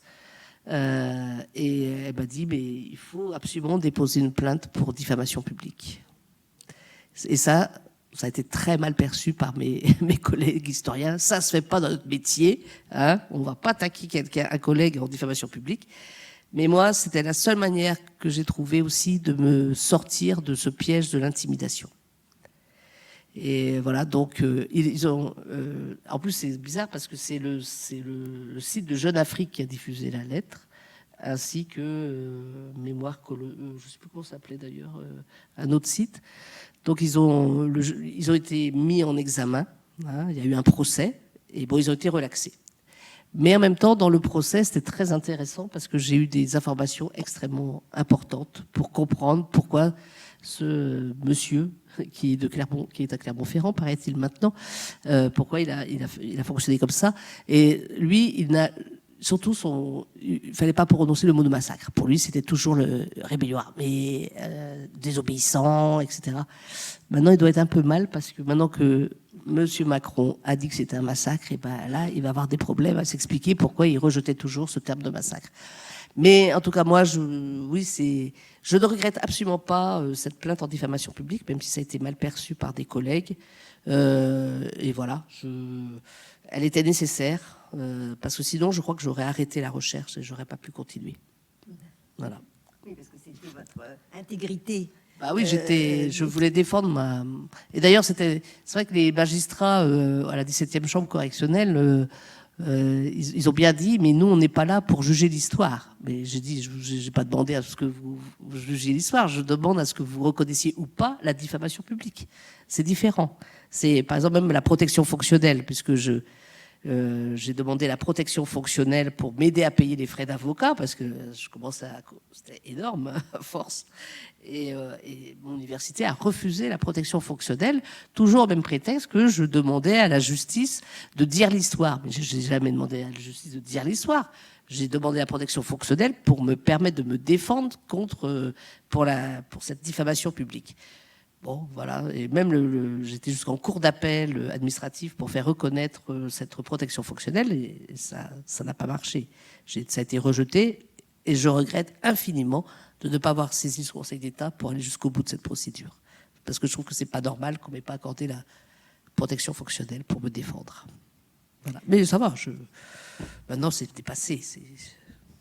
Alors aujourd'hui, la suite du dossier, c'est que j'ai vu qu'une pétition a été lancée, qui d'ailleurs circule sur un peu partout, demandant donc que soit formée une commission parlementaire. Oui. Donc j'ai vu la liste des signataires, donc un nombre quand même assez conséquent de députés, hein, qui demande donc l'ouverture d'une commission parlementaire. A-t-elle des chances d'aboutir selon vous? Alors, comment vous voyez les choses? C'est quand même la première fois qu'il y a une commission parlementaire qui est demandée. Oui. Et de toute façon, moi, je pourrais pas aller beaucoup plus loin en tant qu'historienne. Je vais pas aller au ministère avec une Kalachnikov, hein, donc je peux pas aller beaucoup. Oui, là, je crois que je serais plus qu'intimidée après. Hein. Donc je ne peux pas aller beaucoup plus loin. Donc c'est vrai que pour moi, une commission d'enquête parlementaire serait vraiment très importante pour que des personnes enfin puissent évoquer ce qu'ils savent sous serment. Voilà. Et aux dernières nouvelles, alors j'en ai pas eu depuis le 1er décembre, puisqu'il y avait des députés socialistes qui étaient à l'origine de cette demande de commission d'enquête parlementaire, et ainsi que des députés LFI, dont Aurélien Taché. Au niveau des socialistes, c'était Madame Dominique Cazevielle qui était très à la pointe. Et aux dernières nouvelles, donc ça date quand même du 1er décembre, il manquait 5 députés pour que ça puisse aboutir. Et il fallait que ce soit absolument des députés Renaissance ou Horizon, puisqu'ils avaient fait le plein de tous les députés communistes, écolos, etc. Donc il fallait 5 députés Renaissance et Horizon. Elles étaient optimistes pour pouvoir avoir ces signatures. Et moi, j'avais un collègue avant, quand j'étais responsable du diplôme supérieur en travail social, il était formateur à l'IFSI, et il est député Renaissance, enfin avant c'était pas Renaissance, En Marche 2017, lui c'est un des premiers à avoir être parti dans la grande vague des macronistes, et il est maintenant président de la commission défense à l'Assemblée nationale. Et je lui écris par 2 fois. Je lui rappelais que déjà, quand on était collègues, je lui parlais de Tiaroy. Et je lui demande vraiment de signer, voilà, d'apporter sa pierre à l'édifice, mais je ne sais pas. Il ne m'a pas répondu en tout cas. Mais comme je suis foncièrement optimiste, je me dis qu'ils vont trouver ces 5 députés, Horizon ou Renaissance. Je ne vois pas qu'est-ce qui peut empêcher des députés de s'associer à cette démarche. Donc, elle permettrait donc. Alors, elle permettrait quoi, cette commission parlementaire, d'après vous? C'est-à-dire que je pense qu'il y a des personnes qui seront convoquées du ministère, et j'ai des noms à donner, et qui seraient amenés à parler, à dire ce qu'ils savent exactement de, notamment, ces archives. Voilà. Et là, sous serment, ce qui gênera quand même peut-être le maintien de cet interdit de parole, de cette omerta. Oui, je pense que ça peut couper définitivement des paroles sacralisées qui n'ont pu être sacralisées, quoi. Je pense. Enfin, en tout cas, moi, c'est l'espoir que je forme. D'accord. Donc, je propose. Mais même le Sénégal, j'ai vu qu'il y avait un député sénégalais de la diaspora qui est à Lyon, demande aussi une forme de commission parlementaire pour faire la lumière sur Thiaroye et continuer le combat. Donc, vous savez, moi, je dis souvent que l'affaire Thiaroye, pour moi, c'est comme une affaire Dreyfus. Sauf que c'est plus long et c'est plus grave parce qu'il y a mort d'homme. Mais c'est vrai qu'il n'y a pas eu de militaires graciés ou amnistiés et réhabilités via un procès en révision depuis le capitaine Dreyfus. Donc, pour les tirailleurs sénégalais, le symbole sera très, très fort. Et je suis très optimiste parce qu'on va y arriver. Voilà. D'autant qu'aujourd'hui, il y a des pistes quand même qui sont intéressantes, et du côté donc possiblement français et du côté sénégalais. Et puis de toute façon, il y aura l'exhumation des corps, on comptera les corps, ça ne sera pas compliqué. Hein. Voilà. Écoutez, on vous remercie. Alors, je propose maintenant qu'on passe aux questions avec la salle, sauf si vous avez quelque chose à rajouter. Non, je dis, je suis optimiste. Voilà.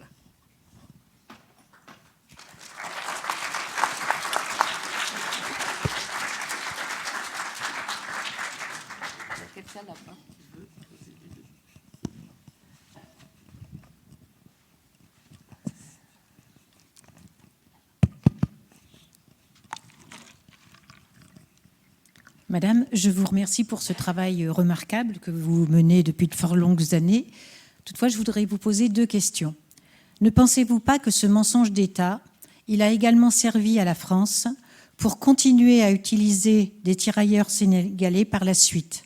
Parce qu'il a quand même fait assassiner, fait massacrer des personnes qui ont combattu le régime nazi, voire pour certaines d'entre elles qui ont été dans la résistance. Or, il faut savoir que juste quelques années après, l'État français a encore utilisé les tirailleurs sénégalais à Madagascar en 1947, au Vietnam, puis en Algérie. Voilà, ça c'était ma première question. Ma deuxième question, on peut se féliciter que Macron dise que c'est un massacre. Mais ne croyez-vous pas que Macron utilise ce mot massacre aujourd'hui parce qu'en fait il est très très mal la France est très très mal en Afrique aujourd'hui. Et ne croyez-vous pas aussi que quelque part on pourrait l'assimiler à la déclaration du 19e siècle pour l'abolition de l'esclavage, où la France elle a laissé croire à ces populations africaines qui étaient soit en guerre contre leurs rois locaux, soit qui étaient de simples esclaves. Elle leur a laissé croire qu'ils auraient droit à l'égalité et à la reconnaissance. Et aujourd'hui, ne croyez-vous pas qu'on puisse dire, en fait, Macron, il utilise l'histoire pour dire oui, mais moi je suis d'accord pour dire que c'est un massacre, mais par contre, est-ce qu'il n'a pas derrière d'autres idées? Par contre, effectivement, quand François Hollande raconte ses bêtises, comme à son habitude, je pense que c'est un ignare.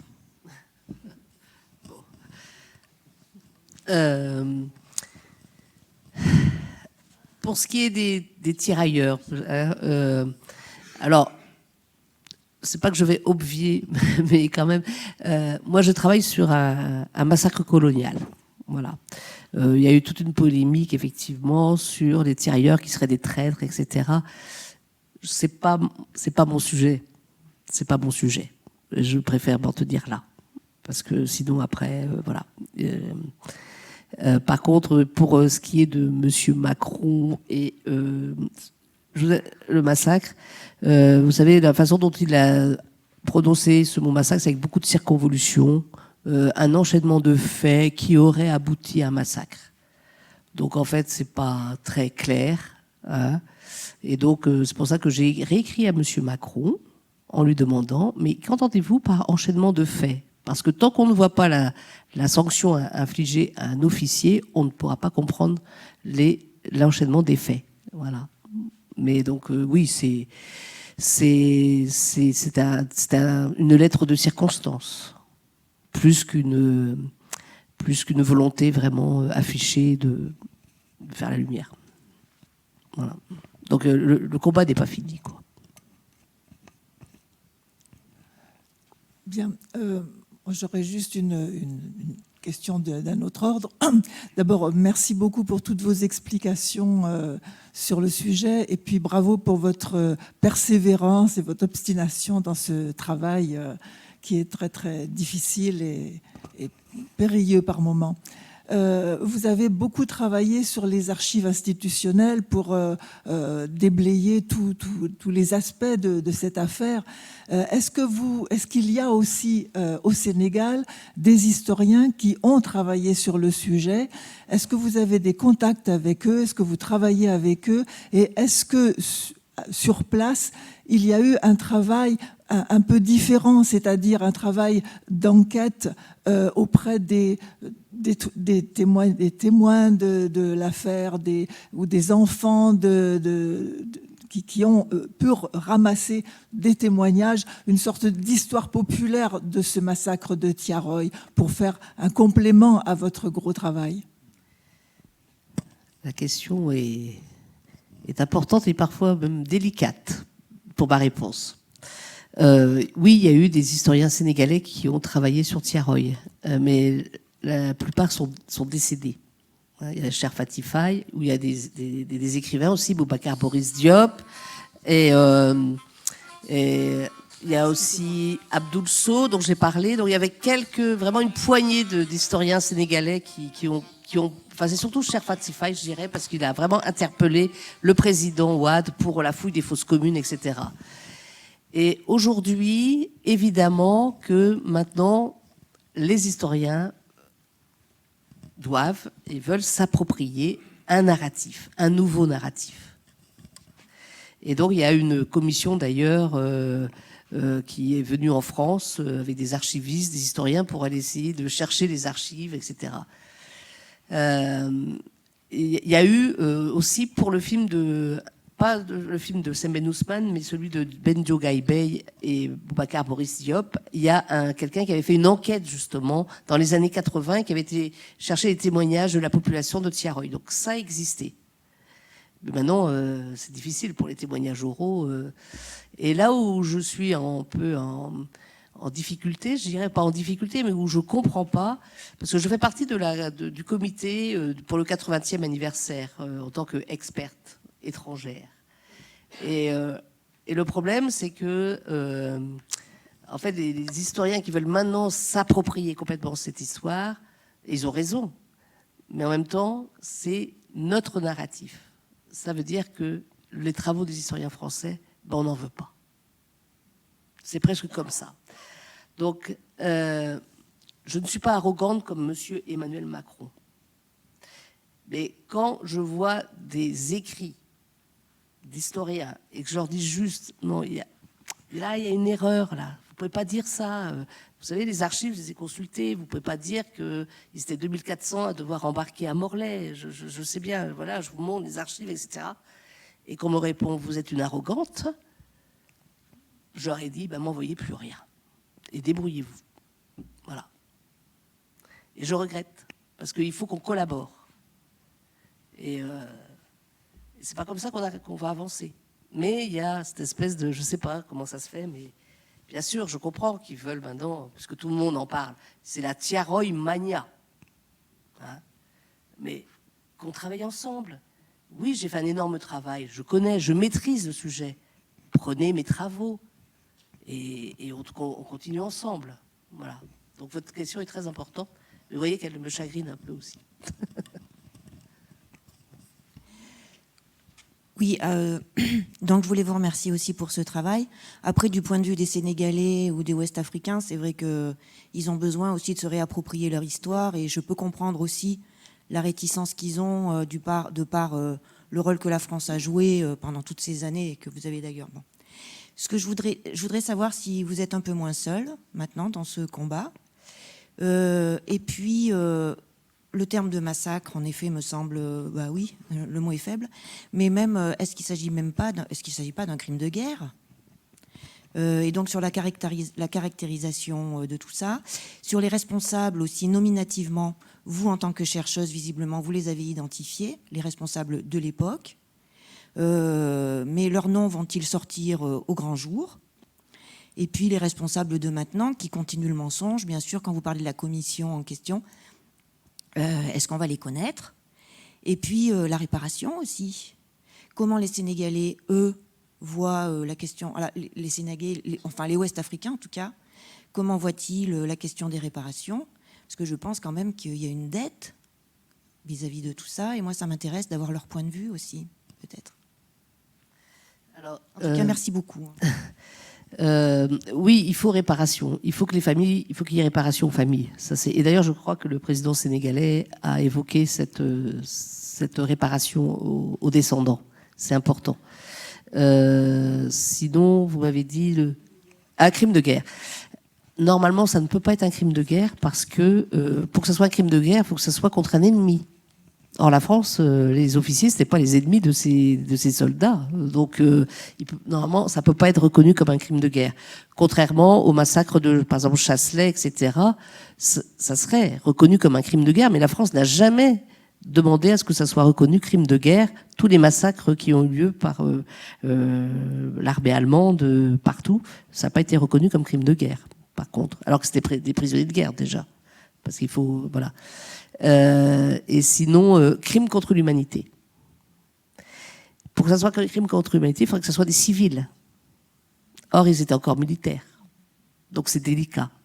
Mais ça, il faudrait que des juristes se posent la question. C'est parce qu'on est sur la charnière. Mais s'ils étaient démobilisés, oui, ce seraient des civils. Donc, c'est pas simple. Mais un crime de masse, oui, un crime d'État. Moi, j'appelle ça un crime d'État. Voilà. Et puis vous avez posé une autre question aussi, c'est... si je suis moins seule. Oui, non, mais je suis beaucoup moins seule maintenant. Oui, c'est pas... Je suis un peu la figure de proue, celle qui est devant là, mais je suis plus seule maintenant. Oui, c'est... Déjà, si... Moi, je publie beaucoup dans le blog. J'ai un blog sur Mediapart, donc je publie régulièrement. Et puis après, il faudrait réclamer que ça soit dans les livres scolaires, par exemple. Que cette histoire apparaisse, mais comme il faut, c'est-à-dire pas l'histoire mensongère. Et d'ailleurs, c'est ce que réclame au niveau du Sénégal. Ça, c'est très important que le massacre de Thiaroye apparaisse dans les livres scolaires au Sénégal, au Mali, etc. Quoi. Ça, c'est très important. Bon, bonsoir, merci beaucoup pour votre présentation. Vous entendant parler, on sent nettement votre désir ardent de rétablir la vérité. Et pour cela, nous en remercions et vous encourageons afin que vous obteniez une gain de cause.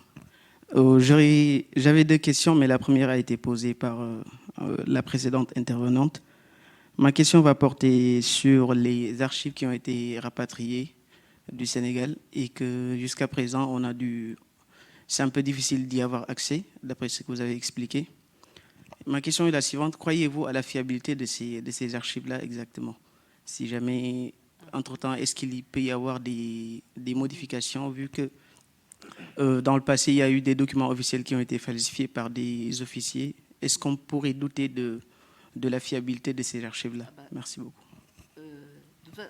Normalement, le président sénégalais a signé un décret ou une circulaire rendant consultables toutes ces archives. Donc normalement, elles devraient être consultables. Mais toutes ces archives, c'est les archives justement qui montrent qui sont falsifiées, qui ne représentent pas du tout la réalité des faits. C'est les archives sur lesquelles moi j'ai travaillé, où on raconte, où c'est les rapports. Il ne marche plus? Ah bon? Ben, je ne sais pas. Ah bon? Donc, c'est vrai, mais ce sont les archives qu'il faut lire avec beaucoup de circonspection, hein, parce qu'il y a tous les rapports des officiers dedans, et c'est très important de regarder avec qu'est-ce qu'ils disent, et de faire des tableaux, même, lui, tel officier dit ça, ah ben l'autre, il dit pas la même chose, donc c'est bizarre, notamment pour les tirs, il y en a qui disent que c'est la baraque machin, l'autre, c'est pas la même baraque, donc toutes ces archives, c'est celles-là qui sont consultables au Sénégal maintenant. Mais il manque celle que personne n'a vue. Voilà. Bon. Moi, j'aurais juste une précision à vous demander. Vous avez parlé d'un massacre prémédité, ou enfin, votre hypothèse, oui, c'est que le massacre était prémédité. Alors, quel est en gros le mobile du crime? Que serait le mobile du crime? Pourquoi ce massacre il a été nécessité, par quelle nécessité il a eu lieu? Enfin, faut se mettre dans le contexte que... alors, il y a plusieurs pistes. D'abord, je pense que les officiers français, ils estimaient que les Africains ne savaient pas se servir de l'argent. Donc, pourquoi les payer? Voilà, et d'une. Ensuite, il y avait quand même à Dakar notamment, il y avait quand même des élans souverainistes importants. Et que cette opération de tir, ça a aussi fait très peur aux populations qui ont été informées de ce qui s'était passé. Je pense que c'est une espèce de déflagration comme ça, des craintes, en tout cas, sur les velléités d'indépendance déjà qui se faisaient. Voilà, et que ils ont fait très peur, ces prisonniers de guerre. Le retour des prisonniers de guerre faisait très peur parce qu'ils ont vu l'effondrement de la France aussi. Et que, voilà, donc tout ça fait cette marmite un peu, et puis que ils ont, voilà, et si c'est entre une opération de maintien de l'ordre et puis tirer comme ils ont fait, il y a une marge qui est très large. Hein. Donc, si vraiment c'est le fait d'un seul homme, mais qu'ils le disent. Moi, je ne sais pas. Je voudrais bien que j'arrive à confirmer cette hypothèse que c'est un officier qui a fait un excès de zèle et qui a outrepassé les ordres qui avaient été donnés. Voilà. Bien, après toutes ces questions très intéressantes, je vais prendre votre problème qui est le nôtre, par le petit bout de la lorgnette, excusez-moi. Hein. Il se trouve que je m'intéresse depuis longtemps au problème de l'armée et son fonctionnement. Je connais encore des gens qui sont militaires. J'ai moi-même été dans l'armée de réserve, il y a fort longtemps de ça, vous imaginez, elle n'existe plus. Donc je m'intéresse à tous ces problèmes de l'armée. Tout ça pour vous dire qu'il y a un détail tout à fait qui pourrait peut-être vous intéresser. Vous y êtes sans doute déjà intéressé, je pense. Je parle quand même de petits bouts de la lorgnette, excusez-moi. Hein. C'est que pour tuer 35 ou 70 personnes, et pour en tuer 300, on n'utilise pas le même nombre de munitions. Or, l'armée tient un compte très précis, surtout en temps de paix, des munitions qu'elle utilise. Est-ce que vous avez fait des recherches dans ce domaine-là, dans ce secteur-là? Ah oui. Alors, de toute façon, là au moins, il y a un comptage des douilles qui, pour le procès, etc., ils ont compté le nombre de munitions, etc. Donc, ils ont compté beaucoup de munitions. Hein, et par contre, quand il fallait montrer que c'était une rébellion armée et que les mutins avaient tiré, ils ont donc produit un fusil. Et il y a un expert qui a dit, mais il n'y a aucune munition qui corresponde à ce fusil-là. Donc, de toute façon, bon. Mais moi, enfin, pour mes recherches, parce que j'ai beau faire une thèse en histoire militaire, je ne connaissais pas beaucoup les armes et tout ça. Donc, je me suis rapprochée de spécialistes des armes anciennes et tout ça pour essayer de comprendre combien de tirs ça faisait, une automitrailleuse, etc. Donc, et c'est pour ça, par exemple, à un moment donné, dans les rapports, il est mentionné que les tirailleurs du service d'ordre, parce que la caserne a été encerclée par des tirailleurs sénégalais du service d'ordre, et qu'il y a eu une distribution de munitions à ces tirailleurs sénégalais à 9h20 exactement, alors que les tirs ont eu lieu à 9h30. Et en fait, c'est pour ça que j'avais besoin d'experts en armes. Et l'expert que j'ai contacté, il m'a dit, mais c'est impossible, on ne peut pas distribuer dans l'ambiance un peu effervescente et tout ça. C'est pas possible de distribuer des munitions en 10 minutes je sais pas, il y avait à peu près 600 ou 700 hommes qui ont encerclé. Donc il n'y a pas eu. Et c'est pour ça que les tirailleurs du service d'ordre n'ont pas tiré sur leurs frères d'armes. Ça, c'est sûr. Et d'ailleurs, il y a des témoignages. Même, moi, j'ai retrouvé un tireur d'élite qui faisait partie de ceux qui ont encerclé la caserne, et il a dit qu'il n'avait jamais tiré sur les anciens prisonniers de guerre. Et il y a même un rescapé qui a dit aussi que c'est pas ces tirailleurs du service d'ordre qui avaient tiré, et il dit ce sont les hommes sans jambes qui étaient dans une voiture. Et les hommes sans jambes dans une voiture, c'était ceux qui étaient dans les automitrailleuses. Voilà. Donc, mais bon, je vous dis, la vérité absolue, je ne l'aurai jamais. Donc, on pourra toujours que se poser des questions, parfois. Moi, j'ai une question, madame, même deux. J'admire infiniment ce que vous nous avez relaté, et je voudrais savoir si vous avez fait des statistiques pour qu'ensuite on puisse parler de vous à la postérité, sur les années que vous avez passées à faire ça, l'argent que vous avez dépensé, le nombre de recours que vous avez fait, le nombre de courriers que vous avez fait, etc., parce que je trouve ça tellement fantastique que je trouve que ce serait important, quoi. Et ensuite, je voudrais savoir, parce que pendant que je vous écoutais, j'ai regardé sur Wikipédia. J'avais regardé une fois, mais il y a très longtemps. Je voudrais savoir ce que vous pensez de l'article de Wikipédia, où ça parle de vous, mais il y a pas mal de choses diverses et variées. Oui, j'ai essayé de corriger un peu Wikipédia, mais j'en ai eu marre parce qu'il ne prenait pas forcément en compte mes commentaires. Donc Wikipédia, ça s'est amélioré beaucoup ces derniers temps. Depuis le 1er décembre 2024, ça s'est beaucoup amélioré, comme par hasard. Mais bon, quant à mes propres statistiques, oui, c'est une bonne idée, tiens. Mais je sais même pas, j'ai même pas compté combien de lettres j'avais écrit. Des requêtes, je crois qu'on a une 40aine de requêtes au niveau de la justice administrative, à peu près. Et puis, oui, je me suis un petit peu appauvrie dans cette affaire, mais c'est pas grave. Voilà. Pardon ? Donc, vraiment, le combat, j'ai commencé vraiment en 2014 à me battre contre l'État français. Ça fait 10 ans. Et avant, je faisais mon travail de recherche, tout simplement. Mais oui, 10 ans de combat, 2014. C'était le point de départ. Et on n'a pas fini.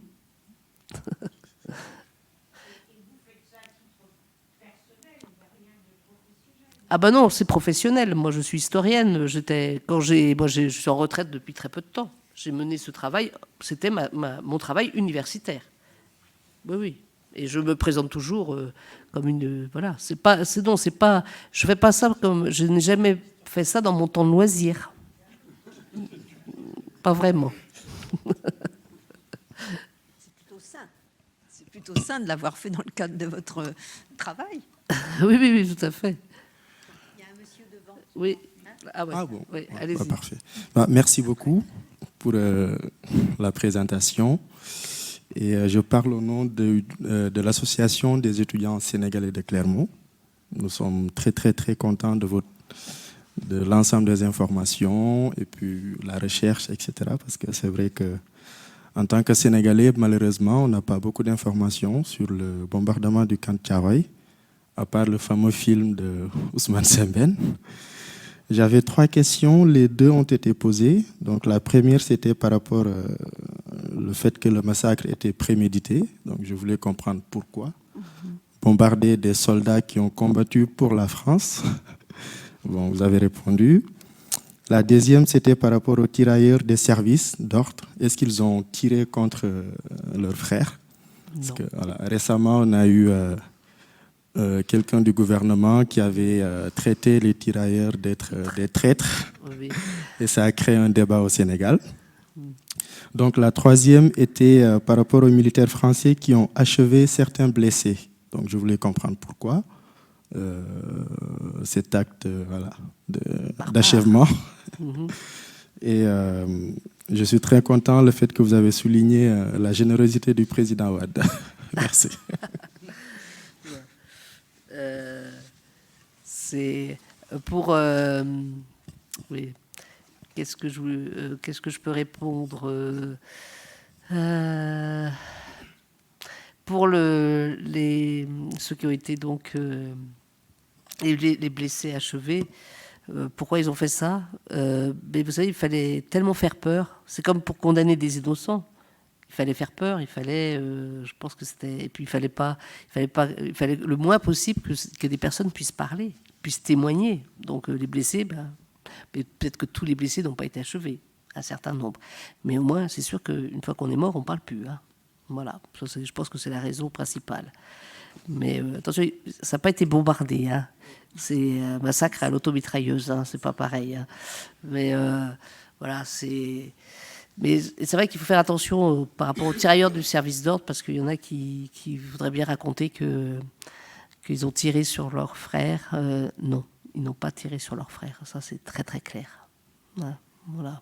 Mais je compte sur les étudiants sénégalais pour colporter la parole. C'est important.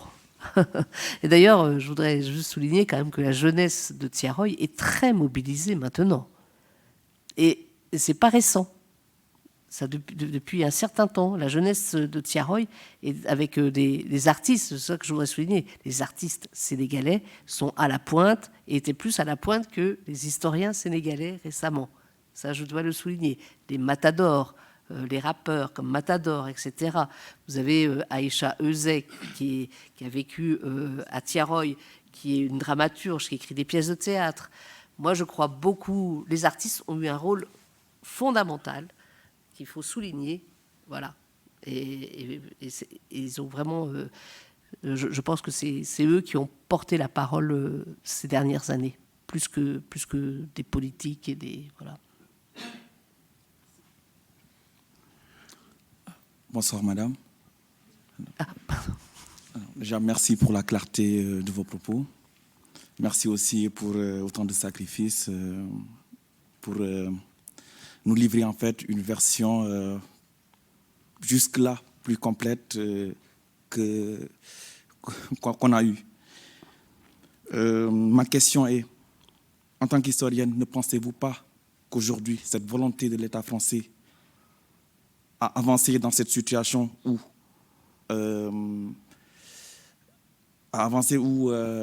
à essayer en fait de clarifier cette situation n'est-elle pas en fait un moyen de négocier ces rapports dans un contexte diplomatique un peu tendu, pour ne pas dire très tendu, en Afrique de l'Ouest? Merci.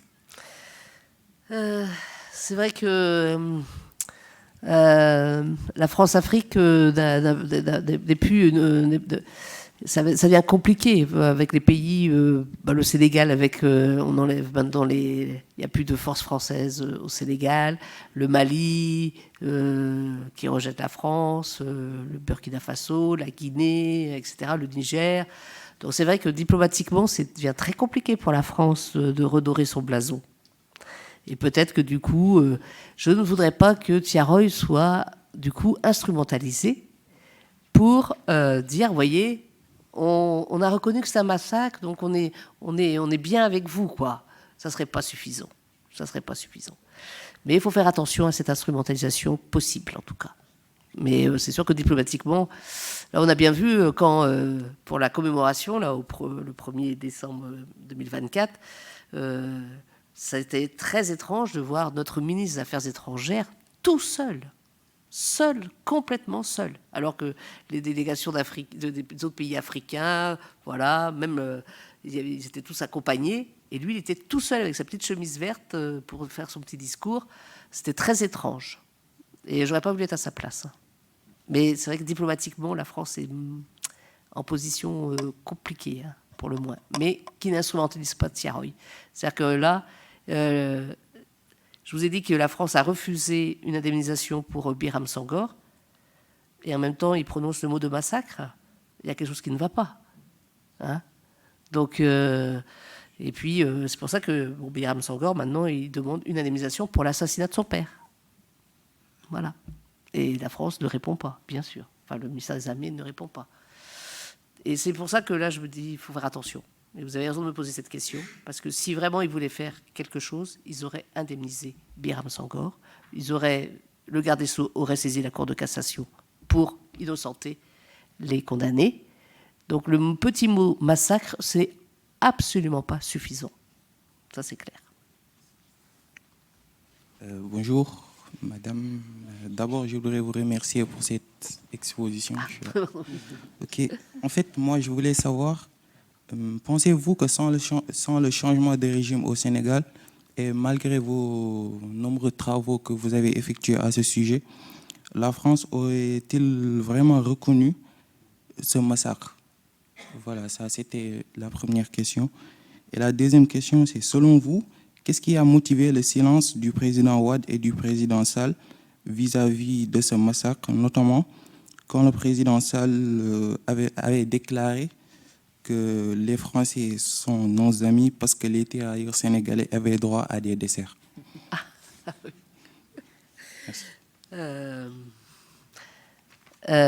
Comment dire? J'espère quand même que j'ai contribué à ce que l'État français fasse un revirement.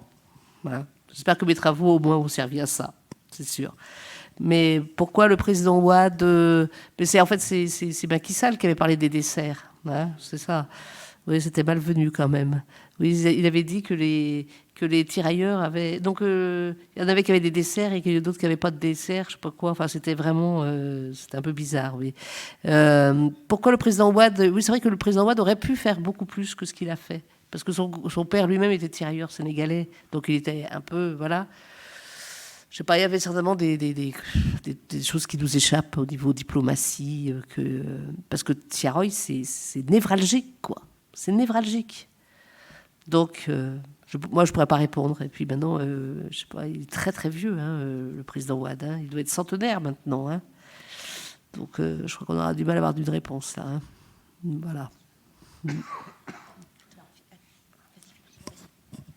Oui, malgré la rigueur de vos travaux, on voit bien quand même qu'on est confronté à un niveau de déni et d'inertie assez stupéfiant.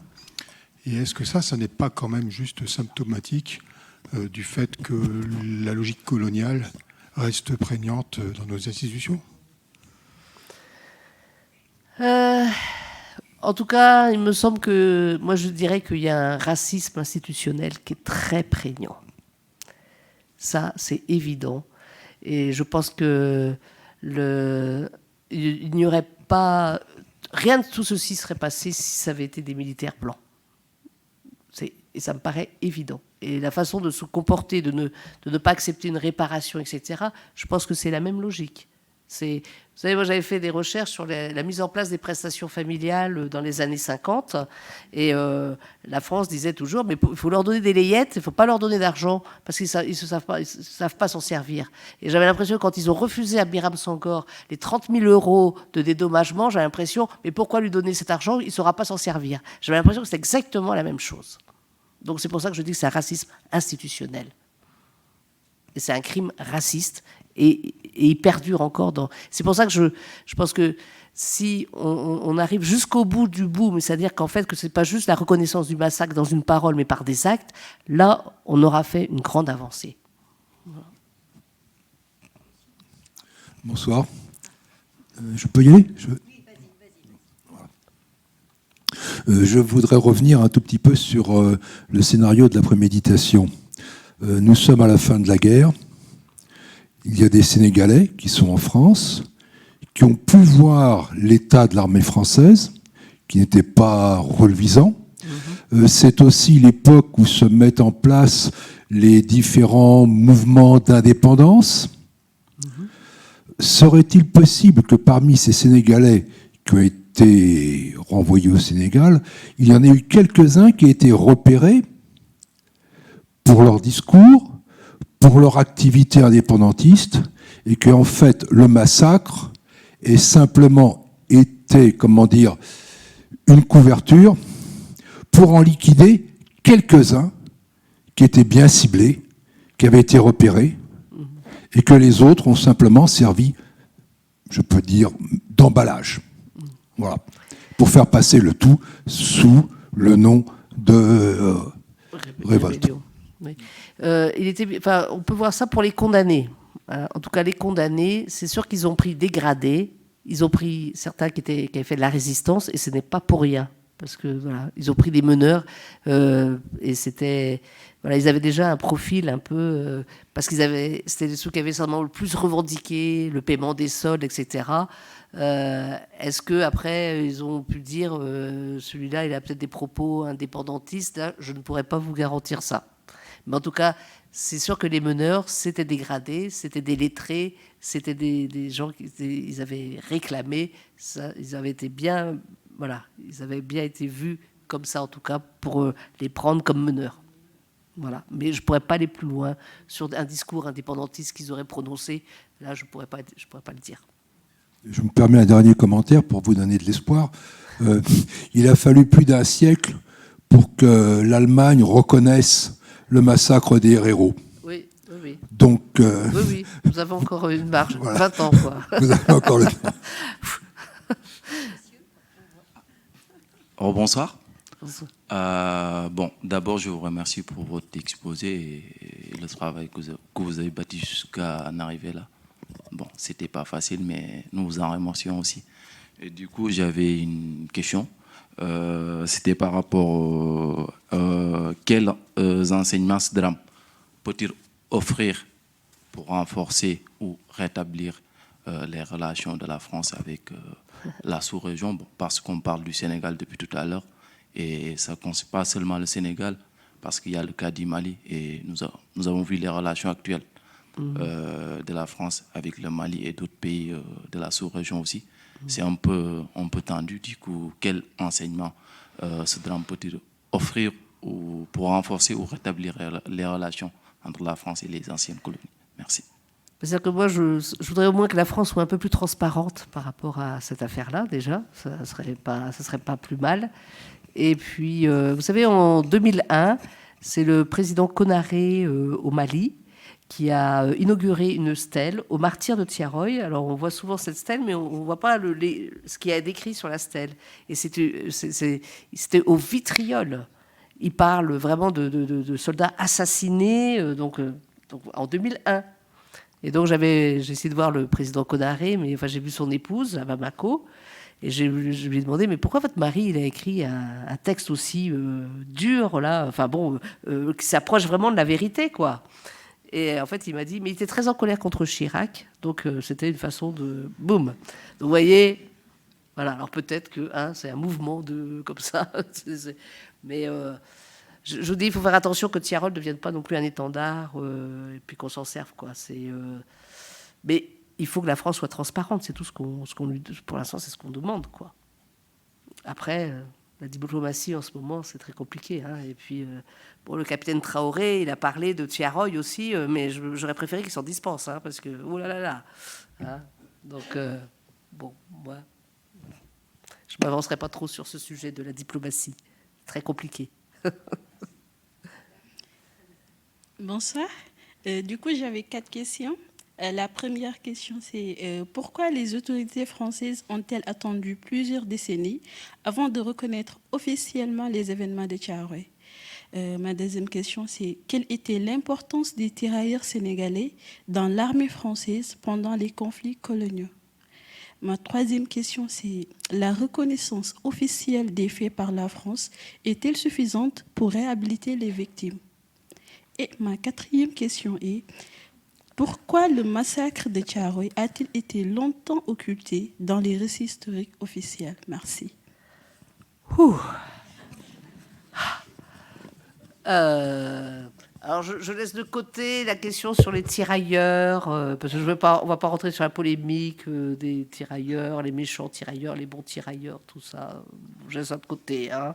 Même s'il y aurait beaucoup à dire, peut-être. Mais bon. Ils obéissaient.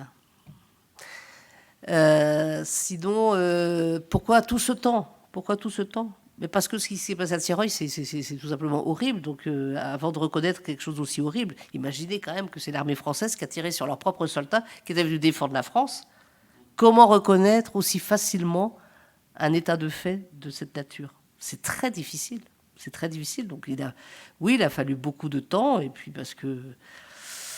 on n'est pas arrivé au bout de reconnaissance pleine et entière. Quand il y aura réparation, là, on dira, ça y est, oui, c'est bon. Mais tant qu'il n'y a pas réparation aux familles, voilà. Et puis, il faudra le procès en révision. Une fois qu'on aura le procès en révision, ça sera vraiment une pleine reconnaissance du mensonge d'État aussi, quoi. Voilà. J'ai pas répondu à tout, mais là, je commence à fatiguer, on va dire. Mais il faut que... Maintenant, je passe le relais, vous voyez, hein? Moi, ça y est, j'ai fait mon travail. À vous continuer. Hein? Voilà. Même si j'ai pas été gentil avec les historiens sénégalais ces derniers temps, mais enfin, ils m'ont agacé aussi, hein, faut dire. Donc maintenant, à vous. Il y a plein d'étudiants là, vous allez pouvoir y aller. Une dernière question, oui. Allez. J'aurais juste une dernière question. C'est à propos... Oui, c'était à propos des coûts, vu le travail que vous êtes en train d'abattre. Vous avez expliqué tout à l'heure dans le cadre des recherches, vous avez eu à partir à Londres, juste dans le cadre pour établir la vérité, comme ils l'ont dit, partir au Sénégal et vous vous êtes fait attaquer par des diffusions de fausses informations qui pouvaient nuire à votre intégrité. Ma question est la suivante. Est-ce que vous recevez des subventions ou bien des financements dans le cadre de cette recherche? Ou bien, parce que là, il y a une petite incompréhension entre vous et certains auteurs sénégalais dans cette recherche-là. Êtes-vous seul dans ce combat ou bien vous travaillez ensemble avec d'autres organisations ou bien avec l'appui des États de part et d'autre? Non, moi je suis... Vous savez, les chercheurs, tout bon chercheur, il doit être indépendant. Donc il est hors de question que je me fasse rémunérer par que ce soit l'État français ou l'État sénégalais. Par contre, je ne vous cache pas que, pour une fois, quand j'étais au mois d'août reçu par le Premier ministre sénégalais, et que j'avais une voiture avec chauffeur et tout, j'ai beaucoup apprécié quand même. Hein. Mais je n'ai pas été soudoyée. Non, voilà. Moi, ce que je veux, je veux vraiment travailler avec les historiens sénégalais et qu'il n'y ait pas cette espèce de complexe ou je sais pas moi, mais voilà, il faut qu'on a encore du chemin à faire et qu'on le fasse ensemble mais il y aura un narratif commun. C'est tout. C'est-à-dire que le massacre de Tiaroy concerne le Sénégal, le Mali, la Guinée, le Burkina Faso et la France aussi. La France doit aller, on peut pas le nier, c'est comme ça. Donc non, mais c'est vrai que pour finir, je dirais, quand j'étais à la commémoration, je me dis, waouh, tout ça, d'un seul coup, mon Dieu, mais c'était complètement fou, quoi. Et j'étais un petit peu fière, quoi. Voilà. Mais je pensais surtout à Biram Sangor.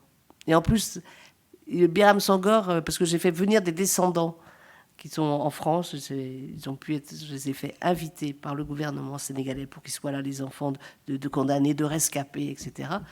Et Biram Sangor, je ne sais pas pourquoi, il avait pourtant ça, ils sont trompés il n'était pas dans la même tribune que nous, Biram Sangor. J'ai cherché partout, il était dans une autre tribune. Et j'ai trouvé ça très dur. Voilà. Et lui aussi a trouvé ça très dur, parce que, je sais pas, il y a eu un loupé dans l'organisation. Mais moi, je pense maintenant aux descendants. Et je suis très, très fière du combat que mènent les descendants pour leurs aïeuls. Ça, c'est très important. Voilà.